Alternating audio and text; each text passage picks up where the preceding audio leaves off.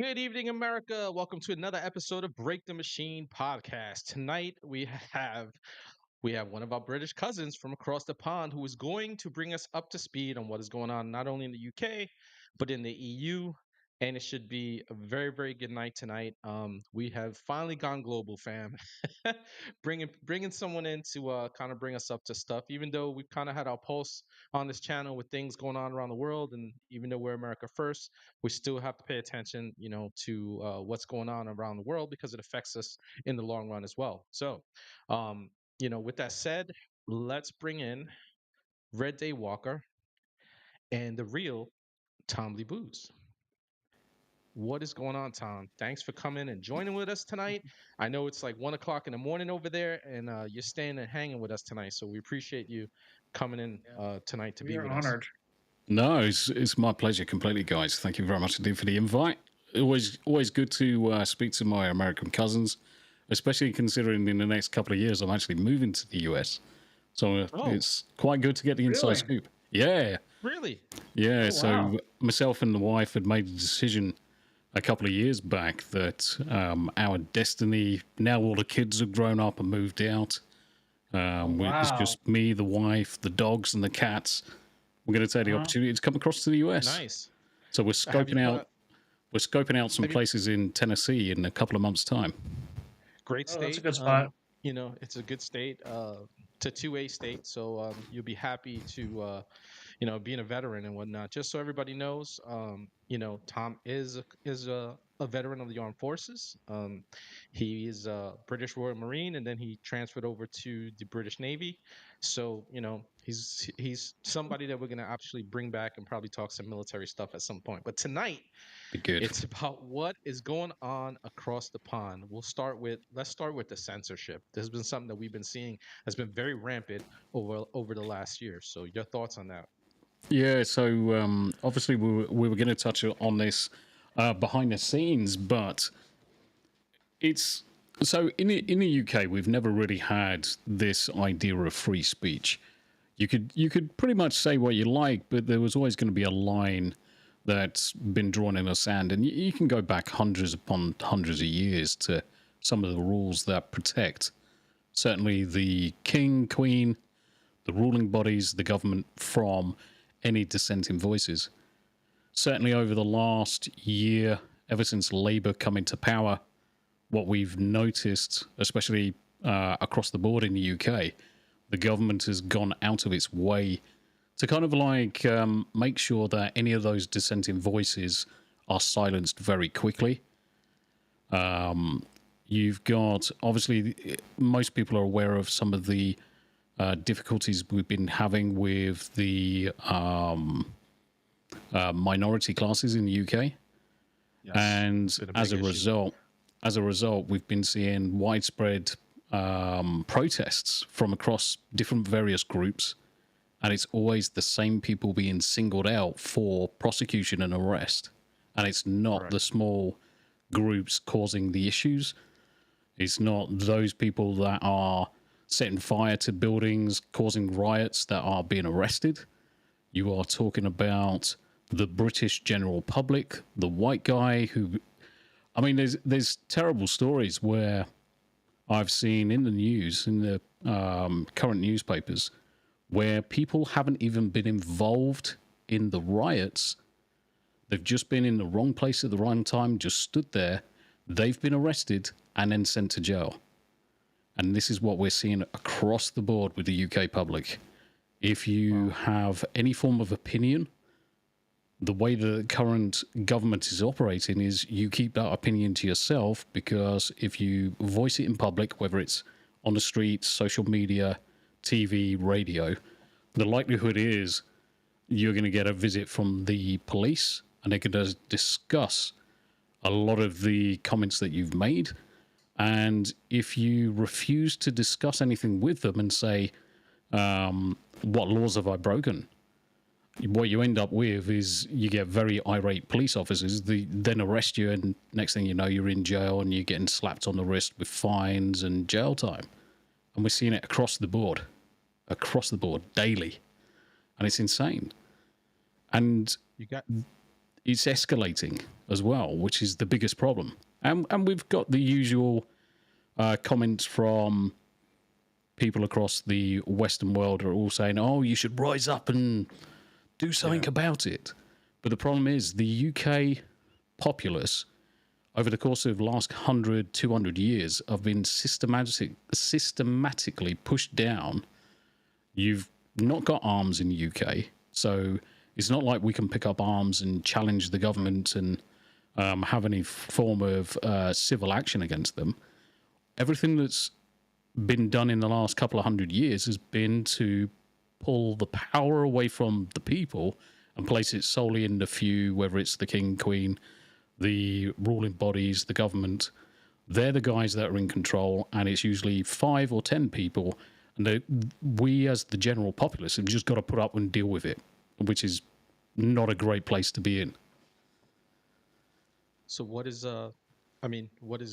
what can you do? What is, like, we have here, obviously you're very familiar with our Constitution, as we were talking, behind the scenes, our republic, and I know a lot of people call us a democracy. We are not a democracy. Our republic was set up in such a way that even with all the shit that has gone on here in the United States with the lawfare, with the J6 political prisoners, what they did to Trump, including trying to assassinate him and whatnot, we were still in a position where we can, in the voting booth, say what it is that we want to do, and obviously we were able to get Trump back. So what is the recourse for British citizens to try to get a grasp on some of this?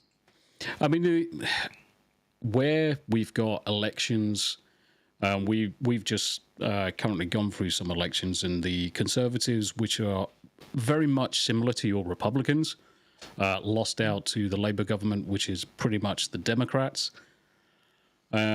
Ordinarily, every 4 years, you would expect to go through elections and local elections and basically go through the same process. But the problem is, certainly with the way Labour have come into power, I live in an area of Essex, and that constitutes probably 5, 6 different areas, each with their own small elections.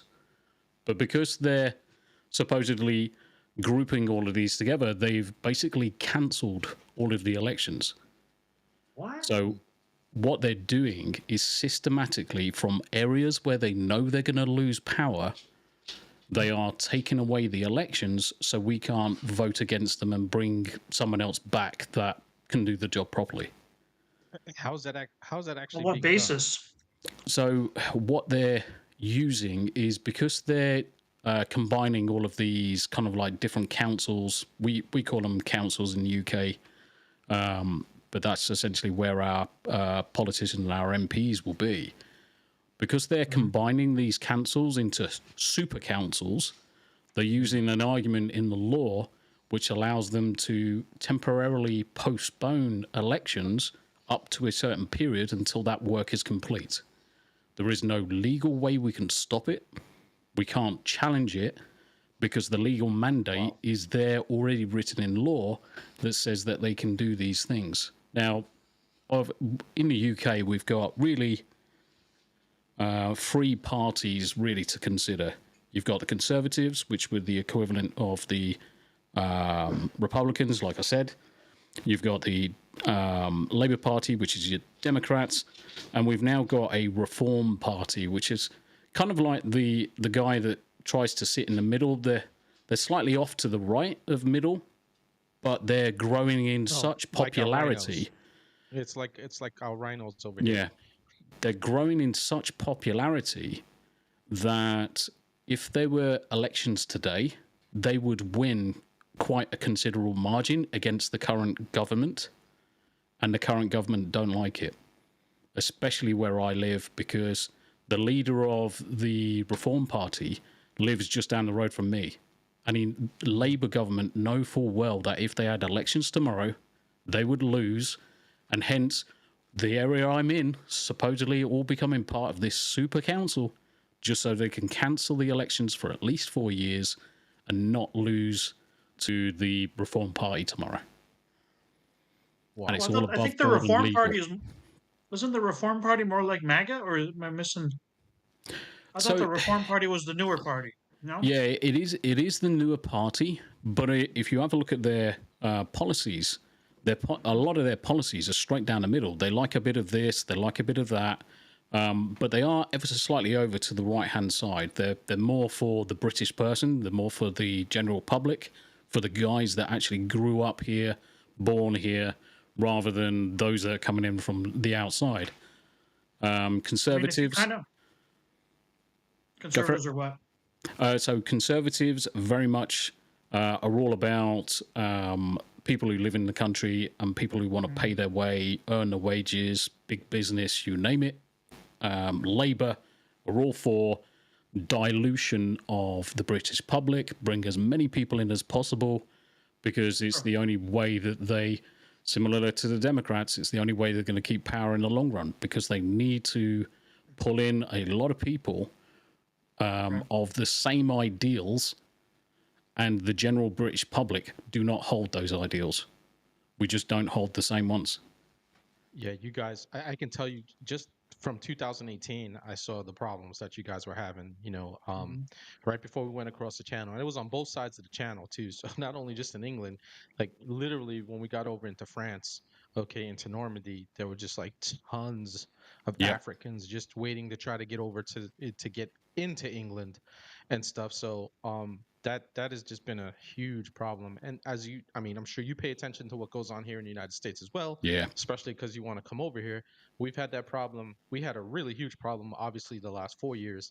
And, this new president that we got together, that was one of the reasons why he got elected, was to clamp down on that. And he did. He put a stamp on it like really, really fast. It's so let me just catch up on some of the chats, because I think you have some of your folks here. I see some familiar faces. Is Abe one of yours? Says what was based on gentlemen's understanding of respecting people's rights to free speech has completely gone now. So my understanding, they're probably talking about Great Britain with you. And then just people saying hello. Rogue Nina, it's good to see you. Conserve Reality, it's good to have you back. Rosie Riveter, yes. So Rosie Riveter's, she says, so basically it's like here in the U.S., they get elected and then they do whatever the hell they want. Yep. That's pretty much it. That's exactly what's happened. Now, the previous government, they kind of cocked up, because we've had this period where the leaders of the Conservative government haven't really done too well since Boris Johnson left. So we've had a female prime minister. She lasted months, made a hash of the economy, replaced with Rishi Sunak, who is a complete white lettuce. And his naivety was, let's raise a full election because we're bound to win again. And unfortunately, they got absolutely destroyed by Labour. Now, when you look at basically the general votes that were happening, a lot of the country in the areas like I'm in, which are predominantly Conservative or Reform, we were basically neck and neck all the way to the counting of the ballots, and we only lost by a small amount. But in areas such as Birmingham, London, where you've got a massive influx of minorities, completely swept the board with Labour. And that's what we're seeing. Right. We're seeing this dilution of the everyday British person's vote and being replaced by 10 people's immigration's vote. And at that point in time, there's no hope in hell's chance that any standard British person, their vote is actually going to matter anymore, because it's being drowned.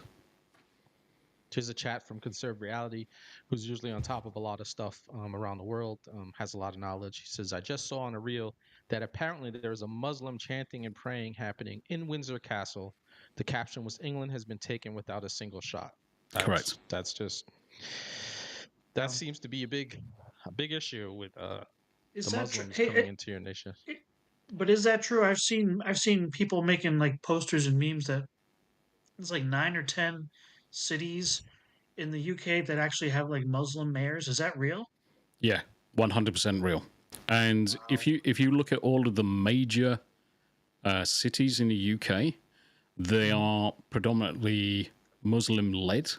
The boards for these councils are all Muslim-led.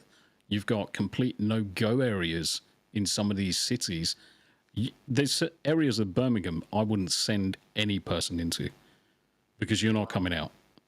You are literally... Really? And now that sounds hyperbolic, but because of the general populace that live there, once upon a time, you could walk anywhere in the UK and not bat an eyelid. But now it's a case of your face does not fit because you're white. And you will have issues if you go into certain areas. London's no better. So you got London, Birmingham, Manchester, Liverpool. I would even go to say Leeds is heading the same way. Many different cities across the country. And I mean, I live in one of the oldest cities in the UK. But because our town is essentially a garrison town where there's a lot of armed forces, we don't have the problems here because we wouldn't stand for it. You kind of like, you get a certain group of people that kind of like always live in these areas. You're talking about white armed forces, military-based personnel. They don't generally put up with any bollocks, but you've got... There it goes. A certain town which is probably 20 minutes away from where I currently live. Now, this town, in fact, it's not even a town. It's a village of 700 people. And they are contemplating putting 800 Muslims in the same area. Holy shit. In an area where there's just 700 locals. The infrastructure's not going to cope. The shops are not going to cope. The housing's not going to cope. And then all of a sudden, you are the minority in your own town, in your own little village. It's absolute insanity. Absolute insanity. They do that here. They do that here. Even before the last 4 years, there have been towns that somehow got completely inundated by various cultures. Yeah. You know, I mean, but right now, right now you look at certain states like Michigan, not so much the entire state of Michigan, but like the metropolitan center of Detroit. You know, it's hugely Muslim. Yeah. You know, you look at you look at Minnesota, Minneapolis, St. Paul area, hugely Somalian specifically. But even when I was a kid, even I grew up near Boston, and right up the street from where I went to college, there was this little town. I'm trying to think of the name of it, but they had this massive. It was a population of not Vietnamese. I think it was like Laotian, and you wonder like how do all these Laotians wind up in one area? They pretty much took over the town. Like if you drove through it, you'd see like another language on a lot of the signs. Yeah. You wouldn't see English, and that's how they do that here. You know, we had a problem with Haitians in Ohio, the city of Springfield. They've been toppling these little towns one by one by just and I don't even understand how they have so much. Well, we know now that Trump is back in charge. We know how they're getting the money to do all of it, and that's what he's attacking first. You know, you cut off the money, they start to bleed because they can't support themselves. Yep. But it's sickening. They really tried to do it, and I honestly believe that if Trump hadn't won, if we literally had that poor excuse for a Democrat to be allegedly in charge of this country, I don't even think we would have made it to 2028. Camel toe hairy. I agree. Yeah. Tell me about it. Yeah, we got a question for you, Tom. This is from Conserve Reality. This is the real Tombliboos. Can you confirm in any way that there has been an official statement out of England that Americans who post their opinions on social media, if they come to England, they will be arrested? Yes, I can comment on this. Now, technically, they will accost you, but they cannot arrest you because one, any form of kind of like criminal prosecution in the UK, they have to ask permission from the American government to allow to actually that to proceed, which the American government has never agreed, apart from a couple of very unique cases, and one of them was because one of a lady came out of one of the military bases and drove the wrong way and actually accidentally killed a kid. She went back to America and eventually was extradited to go to court over it. But the American government will not capitulate to any of these bollocks charges that the UK will bring. So whilst they will try and make your lives difficult, they have enough problems with what's going on in the UK anyway. They are not going to care one iota. It's more scare tactics, it's more scaremongering to try and keep people in line, thinking that it's going to pull the wool over people's eyes. It's all smoke and mirrors. So whilst they'll try to make your lives difficult, you can say whatever you like as Americans, whereas me, definitely, if I was to post something inflammatory or potentially something that would cause someone to be anxious. Now, I've spoken about this on my own podcasts as well. And one of the difficult things with the law, especially when trying to prove that my post made someone anxious, is that anxious feeling only ever exists potentially in that moment. How can you prove that it actually happened? And the whole thing falls apart. Now, the thing is, the police know that there's no way of proving anyone's anxious after the fact, not without proper baselines being tested, psychological testing, and all this good stuff. So long story short, most of it's thrown out, but it's still their excuse or their opportunity to just come into your house, piss you off, question you in front of your family, make you feel small to try and shut you up. But that's all the government's trying to do right now. Shut everybody up. It's like what our cops do here, right? So when they have reasonable suspicion about something, they can't necessarily hem you up, and then they get you, the person, to essentially, bring it up to probable cause. That way they can just jump in and do all kinds of things with exigent circumstances and all that other stuff. So it seems like that's kind of like what the police are doing over there. They can't really get you until you start making a fuss, and then all of a sudden it becomes some sort of obstruction of justice or whatever like that, and then next thing you know, you're getting hemmed up, especially if you're they're in your house, right? And like you said, they're making you feel small, they're coming at you and making you look terrible in front of your family. Then you're going to react, right? So that's just it's what our cops do too. Go ahead, Scott. I was going to say that sounds a lot like what the ATF does here. Yes. It's like they show up at your door. I don't know if you're familiar with the ATF. Yeah. They don't have hardly any power, but they come to your door, they harass you, they ask you all these questions, and they hope that they instigate or provoke you to react like over the top to them when they want to inspect your firearms or inspect your premises. And if you're smart and if you're calm, cool, and collected, there's plenty of videos out there that show people just handing them their asses on their front door saying, "Have a good day, sir, bye." Because they know what their rights are, they know what the law says, and they have to. In fact, there was one freaking amazing video where this one guy, he actually called the local police, and that was awesome. The police showed up and freaking they wrestled the ATF guy to the ground because he said someone was here trying to take my guns. He said someone was trying to break into his house and steal his guns. The local police literally wrestled him to the ground. You got another question from Conserve Reality, Tom. It says, the real Tombliboos, knowing why America was founded as a country, as a British citizen, would you like your country to adopt a constitution like we have here in America so free speech can be a right? 100%. Now, there's a lot of parallels between certainly what I would like to happen in the UK with the way that the US Constitution is written. You've got the fact that the country's built upon these legislations, these words that have been placed onto paper, which guarantees the rights of the individual, the rights of the business, the rights of... 2 seconds, guys. I just need to check my cat because I think he's just brought a rat in the house. Little shit. Oh. Little fucker.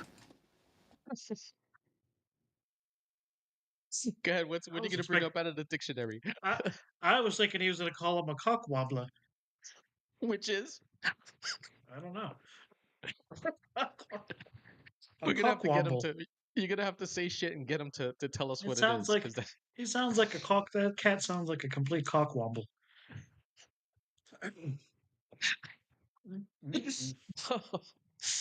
oh,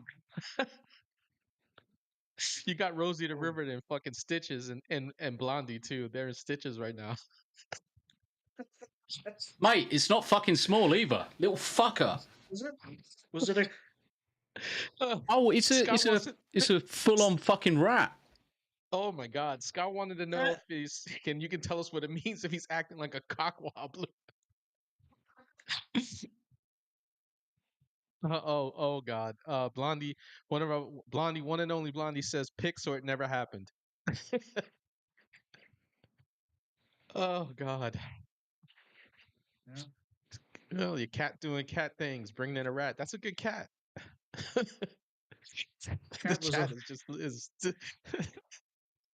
cat was a uh, fucking git. Is what he was. Look, Rosie is in stitches Right, though. I I'm Scott, just. you wasn't. got Rosie's If I had any sense, I'd call the Bobby and have him come picked up. You should see the state of my bloody living room, right? I've had to lift freaking sofa, and this fucking rat is in the living room. Does he have AI following around, or is that like Yeah, he's someone got you walk his in the Yeah. camera? camera. Yeah, his Yeah, camera can move so with him. the camera tracks me.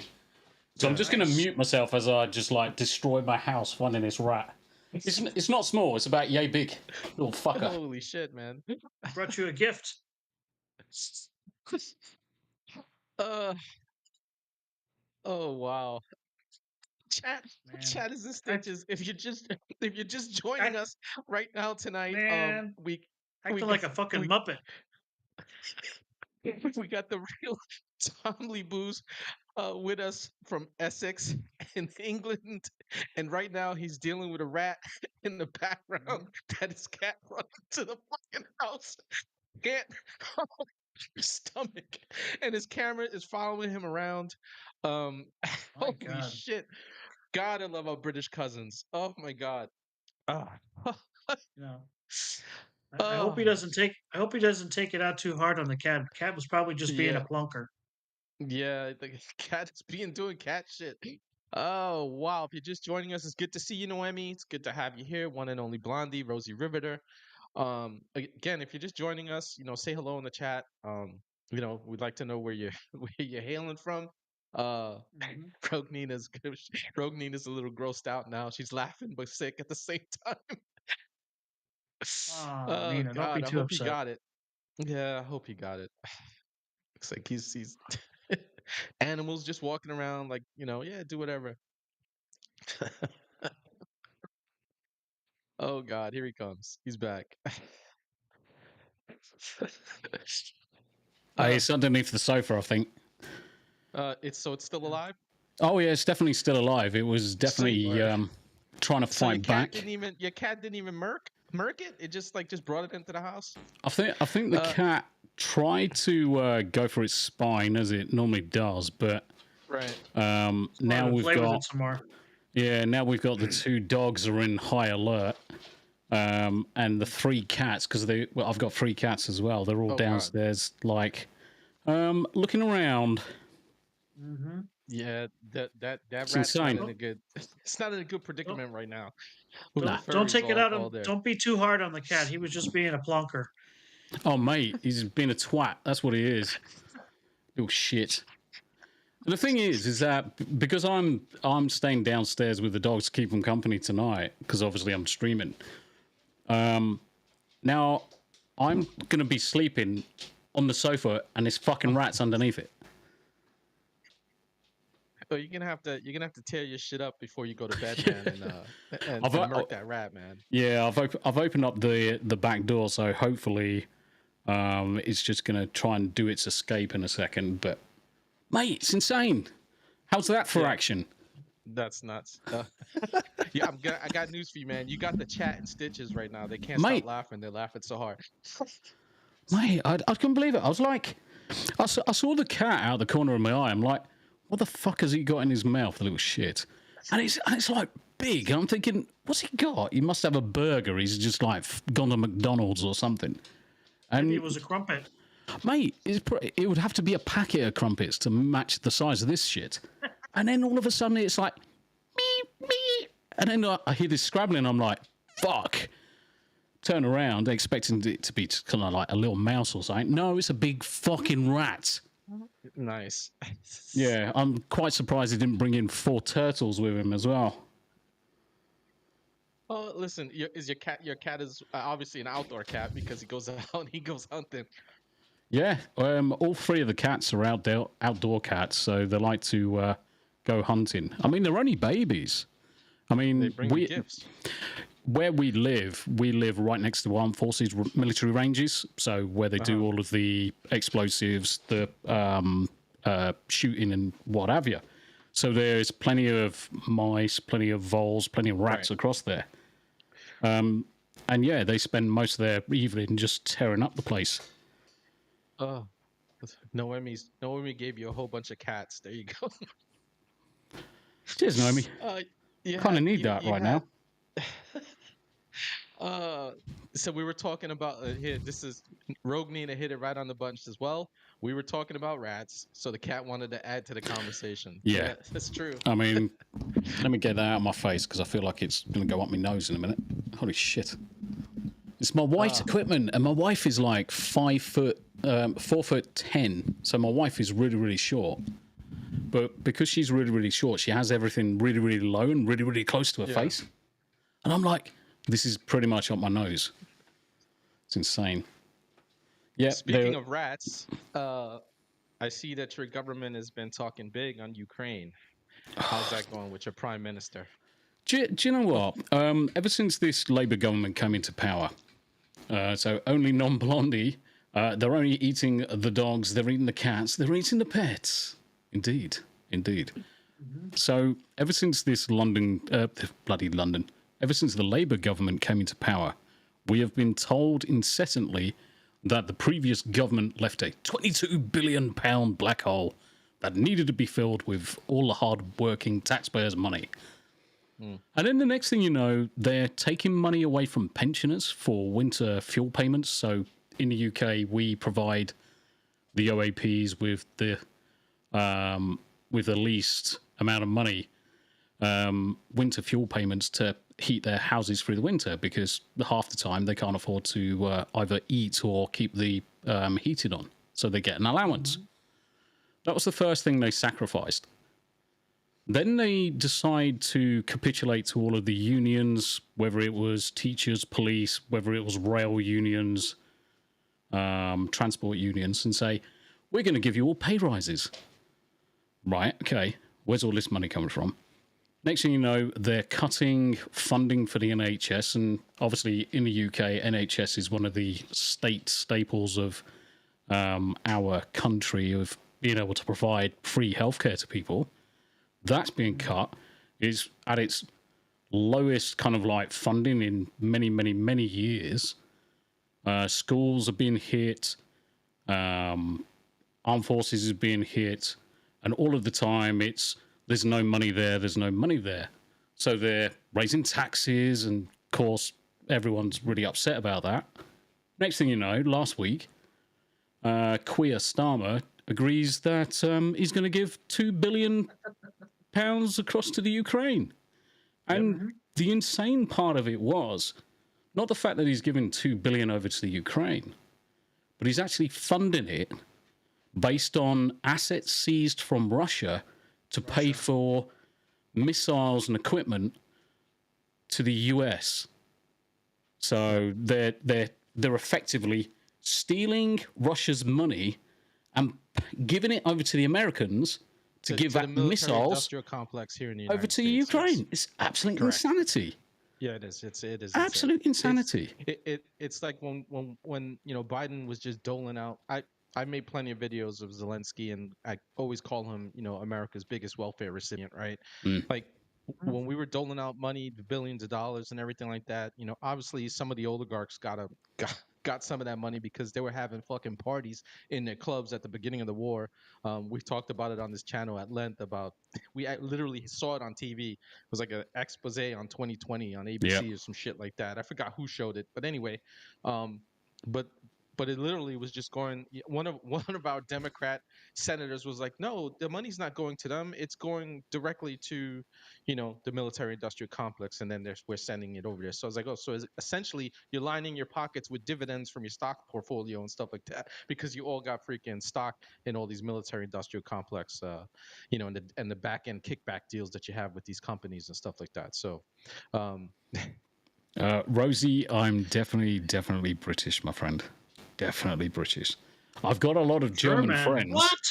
I've definitely got a lot of German Oh, friends. those fighting words? Yeah, but I'm definitely British.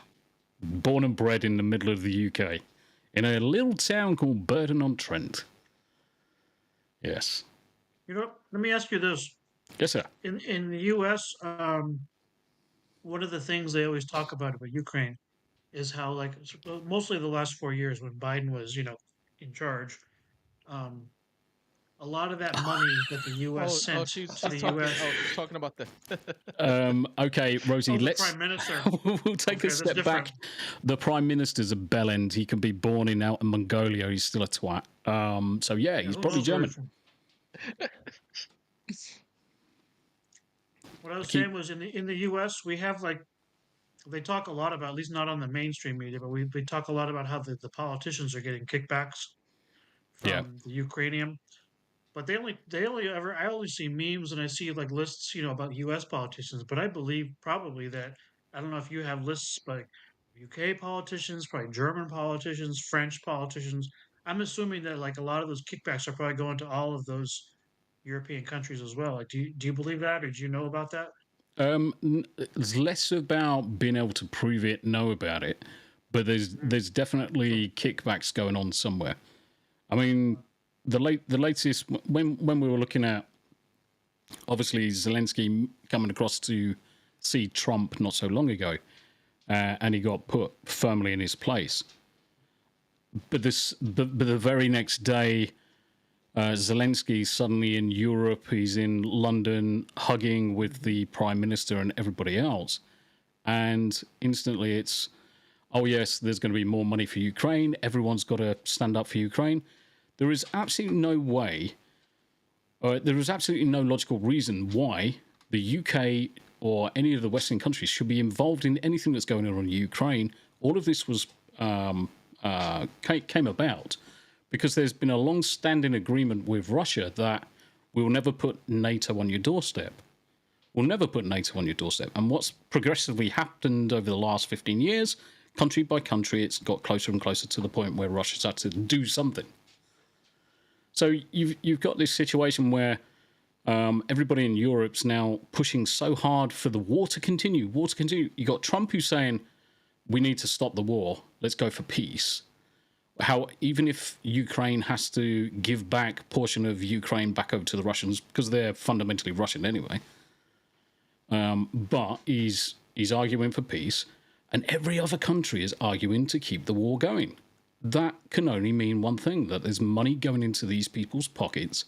I mean, Zelensky even admitted as much that he wants the money to continue because he's got another French villa that he wants to buy. I mean, Yeah, some he's of got his all kinds of homes. some of his generals and things like that have absconded with money that's gone over into Italy, and people are buying houses, plots of land, and all this good stuff. That wouldn't be happening if people weren't capitulating to him and giving him money all the time. He's a crook. Yeah. And he's a bad comedian, and he's a really shitty dancer. Why is he in charge? The only reason why he's in charge is because he's stopped all the elections. If he had an election tomorrow, he would lose instantly. He It'd was be supposed gone. to have elections last year. He suspended in 2024. His 5 years were up, and he was supposed to have it. The martial law. He's gotten rid of all his opposition. Yeah, I he call locks him them up. I call him Putin light, right? Like, because him and Putin are both gangsters. They both do the same shit in their countries. Putin did in his. Zelensky has done it in his. Okay, they're both, they just they do dirty shit, right? And I'm at the point where if they just roll over each other, I really could give a rat's ass. So anyway, let me say what's up to some people. Diana Campanella, thank you very much for joining us tonight. Hanayama-san, thank you for joining us tonight as well. Hairy Anima. I think I said Yeah, I think I said Abe earlier, but I'm just gonna give a shout out to Abe again. So these are new people who've joined us with on the show, and then Conserve wanted you to if you could follow up with this is when you have a moment to readdress your answer regarding constitutional freedoms with the Yep. UK and what you would like to see. Yeah. Fundamentally, if we can get written into law a constitution that guarantees the rights of the individual, guarantees the rights of the business, guarantees the rights of the property, then I'm all for that. Now, the problem is because of the way the UK came about for the last 1,500 years, everything's prevented that from ever happening. And as much as us Brits like to say every Englishman's house is his castle kind of thing, ultimately, all of the stuff that we've got or we have access to can easily be stripped away in a blink of an eye, and there really is no redress against it, or there's no rebuttal against it. Now, there's also a reason why I'm moving to the US in 2 to 5 years, hopefully 2 years sooner rather than later, is because I cannot see any route that the UK can take to get to that kind of level of freedom for the individual. I mean, ultimately, I should be able to say exactly what I want, whenever I want to say it, and not face any consequences. I could be ignored. That would probably be a decent consequence. But the problem is that the way they've set up the rules and the way people are so wrapped up in cotton wool in the UK, irrespective of if I said something, someone only has to say, "Oh, it made me very anxious." I shouldn't need to face prison time or potential prison time for that, and have the knock-on that it's going to affect my job, got the knock-on effect that it's going to cost me my house. No one should be under that kind of like penalty. So if we had a proper freedom of speech, certainly freedoms to bear arms, because we've got so much riot in the streets, we've got so much danger about us all the time. And remember, we're only a small country. We're only a tiny country. US infinitely bigger. I think we can fit the UK and Texas a couple of times. Right. And the way that the current climate or the political climate's going, we may as well just all be prisoners already. We may as well all have our voices silenced. And there's really no recourse, there's no route that we can take to get away from it. We can't raise arms up against anybody. It just doesn't exist. But yeah, I'd love to have a constitution in the UK. Love to have it. You know, I honestly thought, no, I mean, tell your son I said thank you very much. I like that background too. It was like tough creating that actually, because that's a virtual background. You know, I honestly thought with Brexit that you guys would start, you know, going in the right direction a little bit. But it just seems like the EU still has their freaking dick beaters hanging on to Britain as much as possible.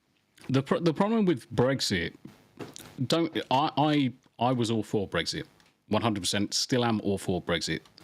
Every sovereign country should be able to dictate its own future.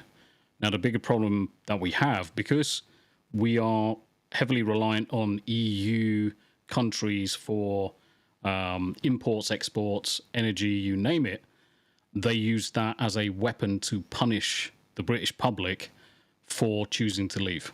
And it even, and mostly driven by the French.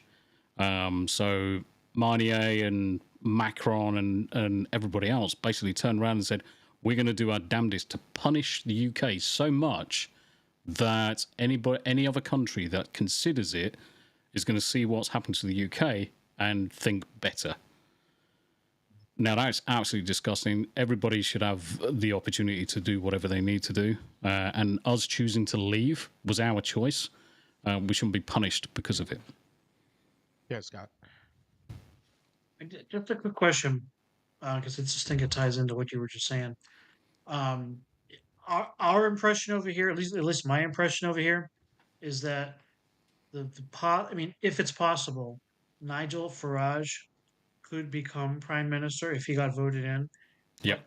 But I understand with all the checks and balances and everything like that, if he became prime minister, do you think there would be significant change, or do you think he's going to have, his wings clipped by all of the, House of Commons, the Lords, the localities? Do you think like he's not going to really do much, or you think if he actually got elected as prime minister, you'd see like significant positive change? If he was elected and they had the significant majority, whereas they don't have to rely on kind of like agreements with the other parties to get laws enacted or legislation changed and enacted, then you would see massive change. You would see night and day difference. This would be the equivalent of Trump coming back. That would be our defining moment. Yeah, like Abe Trump says, coming back with Congress, like actually in a majority on his side. correct. Yeah. Because And now, even with the majority, he's still getting pushback and stuff like that, right? Like they're still doing the shenanigan shit, and it's a fight, right? Because you need a super push. majority. Yeah. You need a super majority in order to get shit done, like really get things done. Jonathan's my mod too. He told me he mods for you as well. The problem with Labor is they are treating the UK like an economic zone, not a country. Yep, correct. Correct. It's true. I honestly thought, like I said, with Brexit that, but then again, we elected freaking after Trump, we got stuck with freaking, poopy pants. And, Joe Bribham. For 4 years. Yeah. So I was hoping that if we had Trump another 4 years, I'm glad we have him now as opposed to these last 4 years, because we learned a lot over the last 4 years that he was able to actually see, so he could come in and start getting stuff done. But I was hoping that the relationship between the UK and the US would actually become stronger once Brexit, happened, to try to see if we can get you guys some more freedom. Because listen, we got a long history, right? Other than our Revolutionary War, okay, since World War I, we've been tied at the hip, okay, for a very long time. With any engagements, right or wrong, whether we agree with the engagements across the world or not, okay, we've been tied at the hip with supporting one another, so absolutely. I we just had each other's back. Absolutely. As I told you, I've trained with you guys. Okay, I've trained with the Aussies. I trained with our Australian cousins, our Canadian cousins, and our British cousins. Okay, we all come from the same place. So seeing you guys get more freedom would be a really good thing. But unfortunately, you guys don't have a constitution like we do. And I think that's the problem across Europe as a whole. Is that you guys have true democracies in a sense, okay, with the mob rule type shit, and we hear people calling us American politicians our democracy. A democracy? We don't have a democracy. We're a constitutional republic, because if we had a democracy, true democracy here in the United States, it would be mob rule all the time. And two cities, Los Angeles and the city of New York, would absolutely have all control of the whole country. So. And that's why I'm quite glad you haven't got a democracy, because what you end up with is the idiot majority, is what I like to call them. The idiot majority making decisions for everybody. And it's like, this is not in the best interest of the country. But half the time, those people that are the idiot majority are those too young to have experienced enough or seen enough, or those so blinded by media, the government, what they're being told, what they're being fed, what they're consuming in TV and politics, that they've got no kind of like wider view of everything that's going on. It's only when you've had some real life experience and you've taken a step back, you see the bigger picture. It's like, hold on a minute, this isn't quite right, guys. But you are made out to be a fool if you try and explain it to them. It's like, no, you don't know what you're talking about. It's the usual rebuttals as well. You're a bigot, you're a racist, you're a sexist. Yeah. Most of the British public, we don't care where you come from. We don't care what side you bat for. It's irrelevant to us. But what we do like to see, certainly in the UK, and certainly that I would see in America, and it actually comes on to my next point in a minute, is whenever people come to the UK, don't make the UK be more like your home. You're coming to the UK for a reason. You're coming for economic reasons. You're coming because it's a better life, whatever. Yeah. Why are you not acclimatizing to the UK a way of life instead of trying to make your hometown or your home cities, your country of birth, now take over Birmingham, and now it's basically an Islamic state. I see the two dogs are like, "Where's this rat?" They're still trying to find it. It's in the living room, you twats. Go. No. Oh, bloody dogs. Yeah, but I mean, that's another show that we could probably do when it comes to the Muslims. That's all about. It's all about taking over with them, right? Like, Yeah. they everywhere they go, they build a mosque over something, or they Yep. steal a cathedral or Shut up. something like that, and it's all about their caliphate and whatnot. Yeah. But that's a whole other talk show. It's sad to see. Like I said, when I went to England in 2018, you know, it was all part of a tour, so we got to see. We were doing historical stuff, but we did get to see in the ports, okay, and when we jumped on that ferry, it was like, whoa. And then especially, like I said, on the French side, it was even worse because everybody on the French side, they were all trying to get over to England and whatnot, looking for ways to get on that ferry and stuff. It was literally just sitting at the port, okay, trying to get on that ferry and whatnot. It's scary stuff, man. Well, And the worst. it sounds like your dogs are really hemming something up back there in the background. Yeah, I think the young one's just having a bit of a spat at the older one. But the biggest problem with France, and to be honest, the biggest problem with a lot of these countries now, and this is definitely ever since Brexit, is rather than stopping these people at the border of whatever country they've just arrived in and say, right, okay, here's where you're going to live, crack on, crack on, crack on. They are literally picking them up, taking them as close to the UK shoreline as possible. They're even buying them the boats to send them across to the UK. They are not actively trying to stop them. They are trying to push them over to us. And we're seeing it time and time again. The British public have had enough of this, but we've just got no recourse to stop it. It's insane. It's a shame that you have to come to the point where you're at your point, your wit's end. You're like, I can't do anything in my own country, and you have to leave to go somewhere else in order to be free. And that's sad because, for me it's sad. Like I said, we're tied at the hip, the U.S. and the UK, and we just have a lot of history with each other. Like I said, even I'm talking about after the Revolutionary War and the War of 1812 and all that, when we actually became allies with each other and had concerted efforts with one another to actually do things and spread democracy.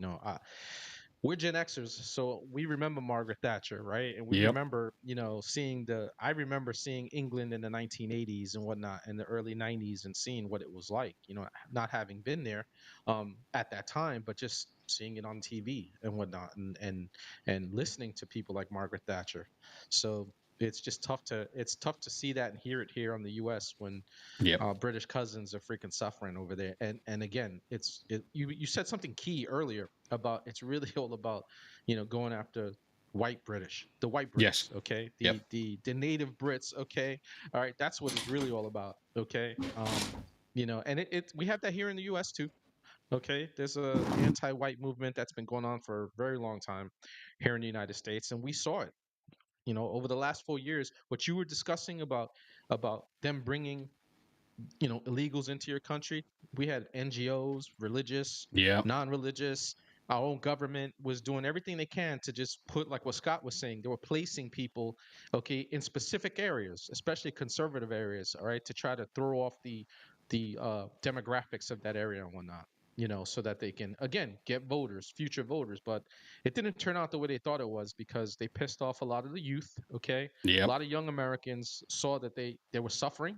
And then, our generation here in Gen X, we got up and said, enough's enough, and we're tired of the shit. We came out full force. So, question there from Blondie, what type of dogs do I have? I've got 2 Bernese Mountain Dogs.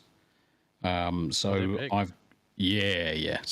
Poppy's the elder, and she is 5 years old. I'm just going to do the kilograms to freedom units. 2 pounds. I'll give you in pounds. So she is 165 pounds in weight. So that's the elder one. And the younger one, who's only 6 months old, she's 88 pound in weight. Oh, wow. They're big girls. They are big girls. Big dogs. I'm I'm still surprised that they haven't tore up that rat yet. Mate, I mean, the thing Should've. is, they This are is hidden still really looking well. for it. They are still looking for it. Now, I know it's underneath the sofa. So at the minute, it's kind of. Yeah, I'll don't you worry. I'm gonna be flipping that thing over as soon as we jump off. But the cats are circling round the sofa. You just see the cats going round and round and round. The dogs are just running around in the garden now, just doing what they do. Doing what they do. I was wondering. Doesn't think you can have a couch left. You might not. Cat Scott. Yeah, Yep. Cat Scott. What I was just curious.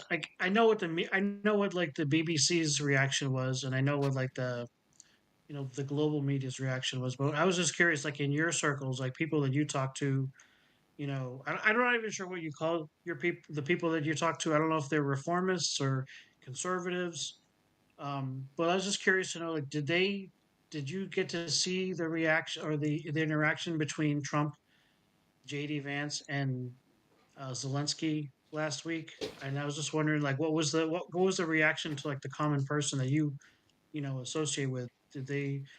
Were they blown away by it, or did they laugh at it? Like, did they think it was like about time someone like said something like that to him? So those people that I have spoken to, most of them are going to err on more of the conservative on the reformist side. They have all basically said it's about time someone's drawn a line in the sand and said enough's enough, because we know that Zelensky doesn't want the war to finish. We know that there's so many countries don't want the war to finish because it's all big business, it's all money for them.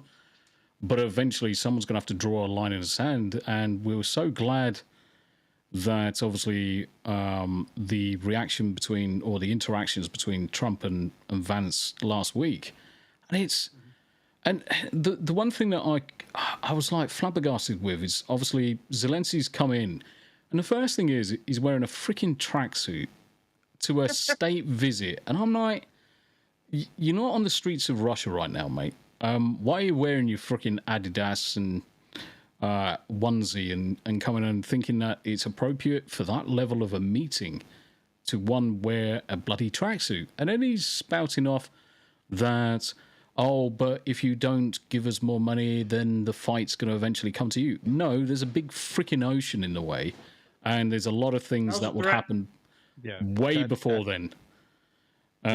Do they really think? I mean, it's almost like they've forgotten the last 70 years and all of the mutual assured destruction arguments we've had over the time. It's like the last thing that Russia would want to do, the last thing that America would want to do is go to war with each other, because there are no winners in that. There is no winners in that. Trump understands this.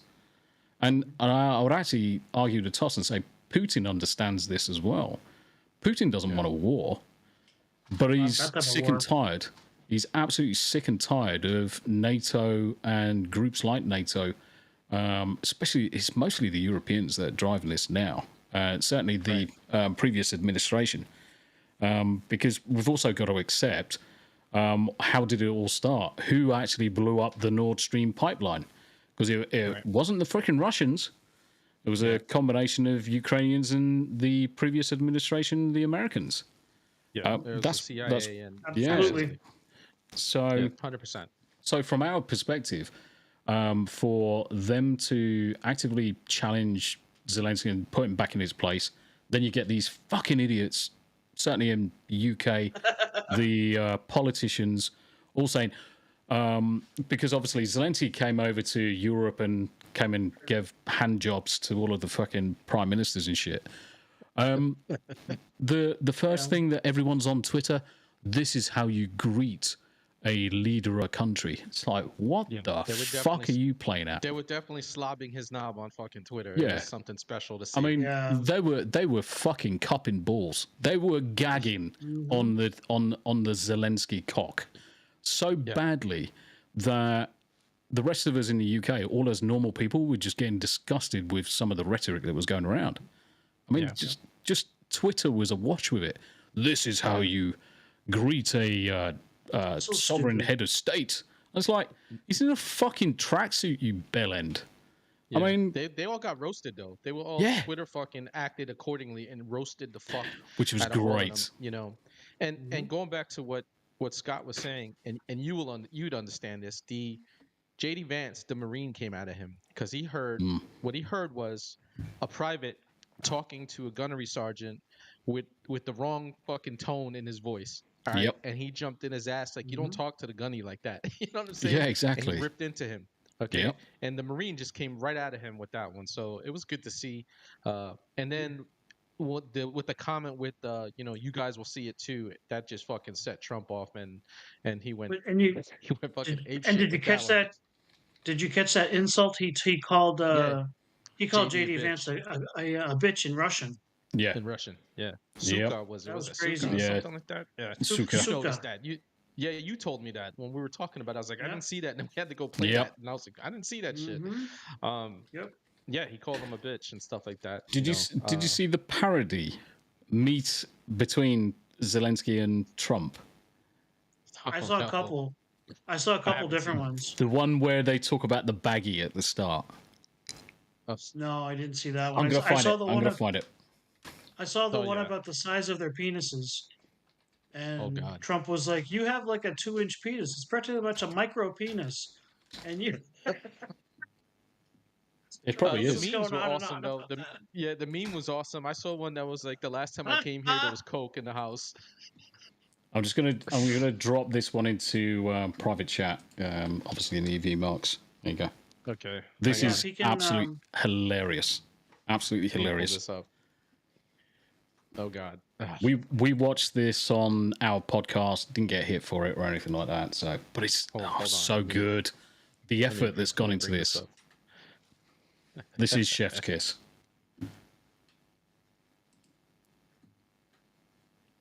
All right, here we go, fam. Let me just set this up a little bit more so we expand that. Okay, make sure that we got sound is on. All right, here we go. Ski meeting should have gone. Mr. Reagan. That was yours. We thought that baggie belonged to Hunter. You know, I think the Secret Service probably still has it somewhere. I have been stealing the money. I'm sorry, what's that now? I must to speak honestly. I steal many of USA dollars to Ukraine. Millions. Some dollars for some oligarchs also. Some for American bureaucrats also. Well, we know that, but why are you telling me this? Because, Mr. Trump, if you end war, we cannot steal any more money. We must continue war. No, the war must end. Your people are dying, Zelensky. They're dying. But I want to steal more money. What do you want? Fellatio? I can do it. No, I don't want fellatio. No. Are you sure? I did for Biden. Okay, that is what we call oversharing. Look, there's nothing you have that I want. You're not going to convince me to keep this war going. You don't have the cards. I not play cards. No, I know you're not literally playing cards. It's a metaphor. It's like I'm playing 4D chess and you're playing checkers. No, I not play checkers. There is no checkerboard, you see. Okay, let's try this. I am in the driver's seat, okay? Do you understand that expression? No, but we are not in car. No, you're right. We're not in a car. That's true. Listen, Mr. Trump, I am actor/comedian. I crave attention. Since start of war, I get worshipped by presidents. I'm worshipped by Hollywood. If war ends, no more attention, no more worship. With all due respect, Mr. Trump, this war must last forever. I tell you what, if you agree to end this war, we will do a remake of Friends. And you can play Ukrainian Chandler Bing. How does that sound? Oh, I love the Friends. This is favorite show of me. I am such a Monica. Fantastic. Okay, so let's sign the thing, and then I'll go show you the room where Bill Clinton and Monica Lewinsky did it. Oh, yes, this is funny because I just say I'm such a Monica. Maybe we will go in a room and you can be Bill Clinton and I will be Monica. Yes? You know what? Forget the room. Let's just sign the document. Does anyone have a pen? Phil? Where's Phil? I need a pen. Somebody give me a damn pen. Mr. Reagan. Mate, absolute chef's kiss. Especially when he goes, "Do you want fellatio? I did for Biden." It's just great. He says, "I'll be What the Monica." funny- He goes, "I could be Yeah, I'll be Monica." Monica. Yeah. You know, the funny part of that week though is that even though he went like a day later and he met with Starmer, Hmm. and I don't know if he met with Macron. I don't know. He met with a bunch of leaders in Yeah, he did. Europe. Yeah. Nothing worked out. They couldn't come to an They, agreement, there was no agreement. Yeah. and now there was nothing. And now he's got to. And now all of a sudden he wants to talk to Trump again, and Trump's just like, maybe. Yep. Yeah. I love it. Mr. Reagan has solid content. Mad funny on this one. Brings up great points. Yeah. 100%. Yeah, it's really good. Oh God, yeah, I'm definitely going to subscribe to that channel. Yeah. Oh, it's again, Twitter roasted everybody accordingly, which was good. That's the one great thing about X, is that you won't get away with that shit for too long. We roast our politicians steady on X. I'm pretty sure you've seen enough of it, probably laugh your ass off. Which the Eric Swalwells of the world and Yeah. some of our progressive pussies in Congress and whatnot, they get absolutely fucking torched on X. So that was good to see. The Monica bit, that shit had me. That was pretty funny. I'll be Monica. I'll be Monica.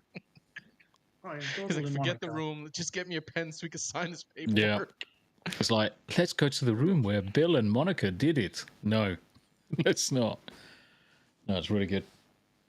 Really, really Yeah, good. well, this whole thing with Zelensky, again, he doesn't want to give this up. Right? No, of course not. That's It's not in his thing. favor. He doesn't want to give it up. It's Um, definitely not in his favor. I've got a cat with me now. Hello, mate. That's okay. We're okay with furries. Yeah. As long as they're actually furries, we don't do people furries. Yeah, we Nah, don't do people furries is yeah. weird. Yeah. Very. They're all over the place. But I always That's a said, good point. I always said, That's a so yeah, just carry on with this. Carry on with this question. It says the fact that he folded the game and lost his chips, yet Zelensky still thinks he has any opportunity and leverage to dictate terms. It's time that the adults need to meet Trump. Takes the lead. Absolutely. Yeah. And we put the babies to bed. Yeah, and that's the point I was going to make. Basically, because EU really struggled to come up with any form of agreement, he's going cap in hand back to Trump, and Trump always had the upper hand in the conversation anyway. Absolutely. Even more so now. So I really hope that he really does dictate the direction that it goes even harder now, because it really needs to. We just need a leader in a country. Trump is that person who's got the, I would say the stones, but it's more the business acumen to understand that it's not a good business decision to keep this war going. Not for anybody. What is the general I feeling? like to think Go Stones. ahead. Yes. So what is the I like, general I like to feeling think of- Stones. Yeah, he definitely has the Okay, stones man. of what do you call it? Of Trump in the UK. Just like we know how you guys, how the conservatives feel. Is that a general sentiment because of all Yeah. the shit that you guys are going through? Yep. Yeah, we're so aligned with those values. It's untrue, and that's why myself and the wife are very quickly looking at moving to the US. The UK country has been going down the toilet for so long now, and it's at that critical point where it's either going to be able to recover in 10, maybe 20 years, or it just never will recover. And for me and the wife, we can't see it ever recovering. We're getting older. We would sooner be in a position, or certainly be in a country which values the freedoms that we should have in the UK, and the UK can't provide that to us. Well, I won't dox what state, but the state you're talking about has a lot of ranges and stuff like that. I'm in a free state. Scott's in a free state. I left the Marxist state in December to come to a free state, and literally first week of January, maybe the second week of January, I was already bagging pews. I didn't even bother in the state that I was at, and I'm talking about I've been out of the military for almost 20 years. Yeah. Okay, so like I didn't even bother. Okay, and I just, as soon as I got down here, I was like, yeah, I got to pick it up. I got to go back to the range a couple of times just to familiarize myself with stuff. So where you want to go, plenty of stuff, plenty of ranges where you Yeah. actually enjoy doing some of that stuff. Yeah. It'll bring back the veteran will come I at you miss really it. really quick. Honestly, when you go there. Yeah, I really miss Truly. it. We did one thing that Nothing we beats learned it. during COVID. It took us a while because I didn't know this before COVID, but despite the fact that we had like a potato as a president and even like a sweet potato as like a vice president, um, the state leaders, the state governors, the mayors, the sheriffs, they withstood a lot that Biden threw at them. Yep. Yeah. And they did it legally too. They just did it in Yeah. court. They just sort of like no, just like they're trying to fight back with Trump right now. You have the liberal states right now that are just trying to like push back on everything that Trump is trying to say we need to do. And even Yeah. though he has the authority to do this and this and that, um, I didn't realize how much my local sheriff and my governor was that important until COVID hit. And Yep. now you have these. That's why you have these states that were already conservative actually swinging more conservative. Yeah. Yeah. Because they're just like, no. That's what actually helped our business survive. We were able to send our kids to school without getting, we were able to just, have our personal liberties, our freedoms, and it didn't matter what Biden was out there, shaking his fist like an old, grumpy Yeah. old man. Um, I didn't know that, believe it or not, until 2020. Like I didn't realize the governors and the mayors had so much pull. Yeah. And It's and Eric says all the time, it's the local elections, it's your locals, your city councils, your school boards, your sheriffs, your local judges. Those are the ones that will help protect you. So make Yep. sure Yep. you vote wisely. Yeah, well, we're looking forward to having you here in the States, man. I'm pretty sure you've been here before, Yep. but you'll enjoy it. To where you're looking, you'll enjoy it, and uh, again, and the states that Scott and I are into are very free states for the same reasons that you want to go. So, you're in a good, you're looking in some good places. But being a veteran, yourself, uh, some of the things, I miss doing all that stuff too. I've been looking at all that. Where can I start getting all that training again, right? Because Yeah. I'm 20 years removed. It's not. I mean, look, shooting is still shooting, right? Like the basics will always be the basics. Anywhere up to 300 yards, you're gonna have a problem with me.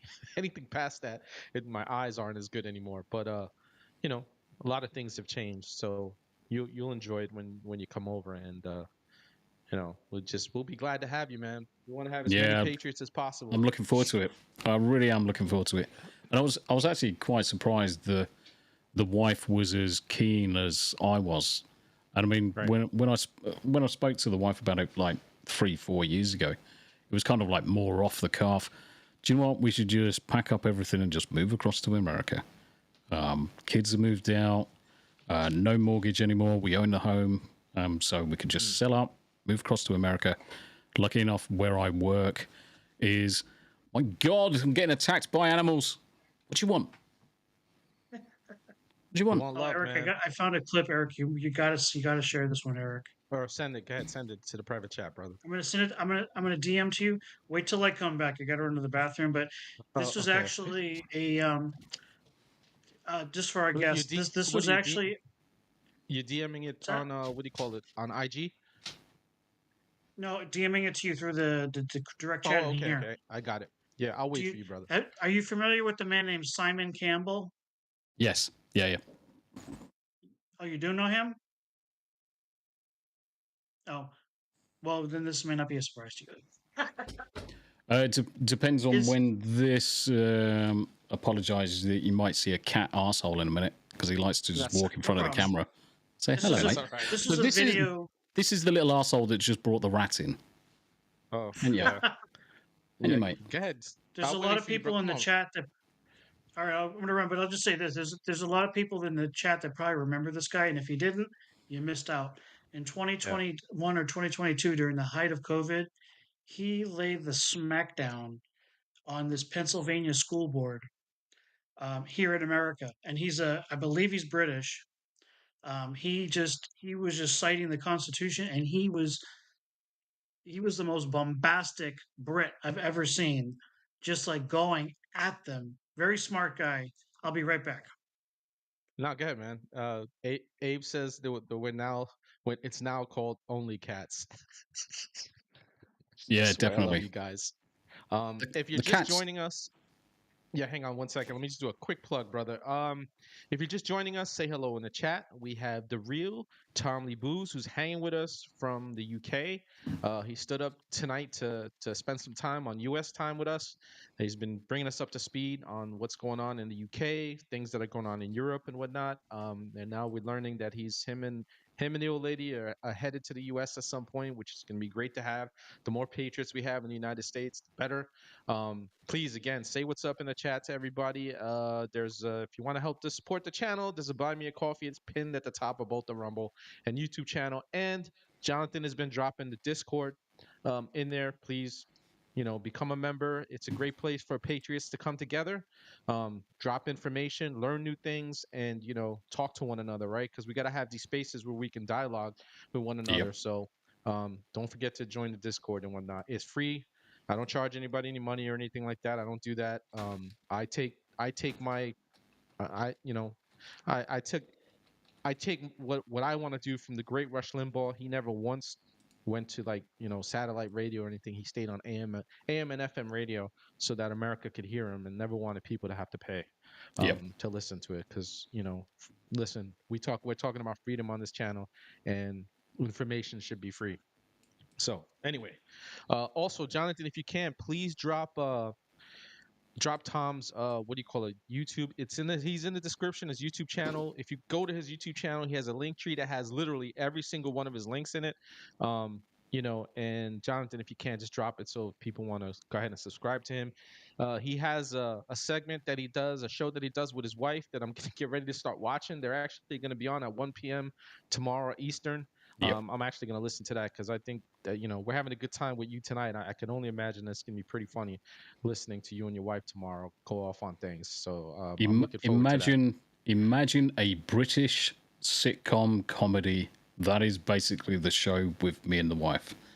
Excellent. We rib each other. We take the piss out with each other. We talk about politics, news, and everything in between.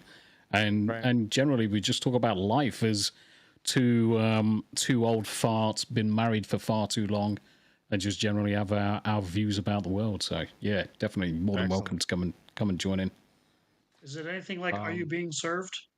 Mate, it's even better. It's even better because it's real life. That was awesome. Actually, dude, that was one of my favorite shows as a young kid. I don't know why I love that show, but it was like freaking hilarious. Yeah. It still is. Yeah. When you look at the pinnacle of British comedies, 70s and 80s, that's when you'll find them. Man, I'll never get over it. I could watch Benny Hill forever. Yeah. Yeah. I could watch Benny Hill forever. Benny Hill was just the absolute peak for me all the time because I understood. I love British humor anyway because you actually have to be, what do you call it, educated to understand stuff and what some of the things that they're talking about, and we're not stupid on this channel, so we get British humor. It's just very, very funny. I am going to play. All right, Scott, we're gonna listen to Simon Campbell. Yep. And he's gonna go on a rant and absolutely destroy this freaking. It's beautiful. President, Pensbury School District taxpayer. I'm also a former member of the Governing Board of Directors, 2009 to 2013. It's nice to see the old faces. I'm here to speak today. I believe, Gary, you said it was item KKK in the agenda book. Well, isn't that just a perfect summation of what it is I'm here to talk about? KKK, your proposed new school board policy, seeking once again to limit the constitutionally protected speech of American citizens. Now, when I sat on this school board, I believe some of you old-timers might remember this. A union guy spoke at public comment for 5 minutes and ripped me a new one. He called me the bastard child of Margaret Thatcher. And I sat there and I said to myself, okay, fair enough. Welcome to America. He considers me a bastard because I'm in the government. His logic is sound. Now, what happened was the superintendent and the school solicitor at the time freaked out and they didn't put the tape online the next day. And I called them up and I said, get the tape online now before we get sued for censorship. I yelled at the solicitor and I asked him what law school he went to, because it was clearly constitutionally protected rhetorical hyperbole. I can cite the case if you'd like. And I said to Paul Long, the superintendent at the time, don't ever cut the tape again, Paul. And by the way, bastard child of Margaret Thatcher, I took it as a compliment. Compliment. Now, you snowflakes apparently have a bigger problem with public comment. Awesome. It seems to me that you think you can supersede the United States Constitution. Awesome. Well,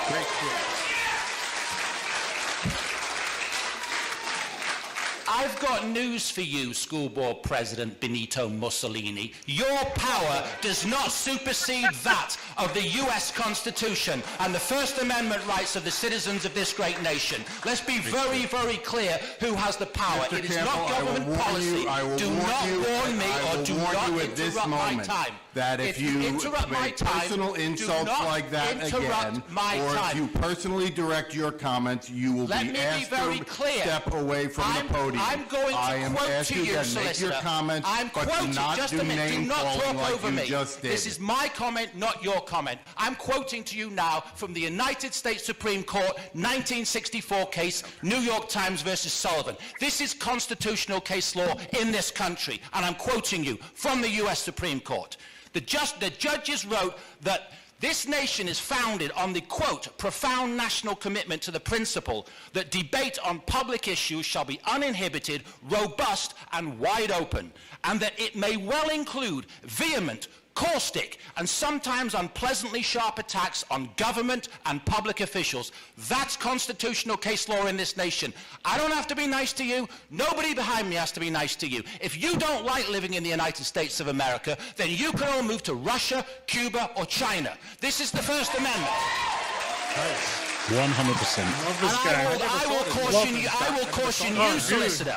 There is a video camera to my left. If you edit this tape, then you're going to have a big legal problem on your hands, because my right to critique your fascism, which is what this is constitutionally protected. There are emails, public record emails, in which the Director of Equity is lobbying and advocating for public comment to be censored in this school district. And you know what? Lobbying for it, advocating for it. We've got the school board president saying she'll do better at hitting the mute button in blatant violation of the Constitution for her lobbying and her advocacy of unconstitutional censorship. I want you, the school board, to terminate the employment of Dr. Charissa Gibson with immediate effect.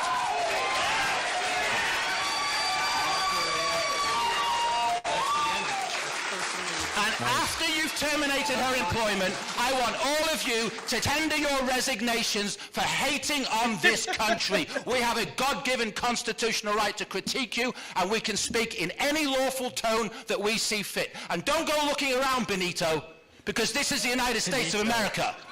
You have a good... one more thing. I'm going to make a verbal request right now for an unedited copy of the tape. So if any of you delete it, you're going to have a big legal problem. Good night. Nice. And do you know what? The chef's kiss on this is it's not just because he is, but because this has come from a British citizen that's obviously moved to the US to become a United States citizen. Yeah. Its gravitas has just increased exponentially because of the way he's been delivered.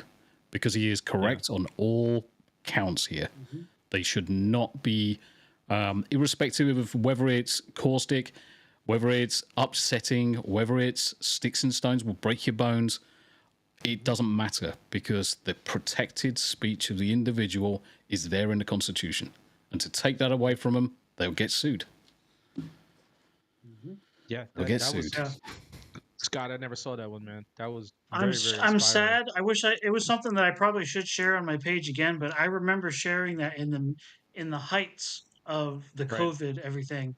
And that was one of the posts that very early on for me that went viral, because people were just like, yeah, fucking yeah, we all need to stand up. And it was like after that, you started seeing all of these videos of like city council meetings and school board meetings. And I think that video was something that helped inspire people.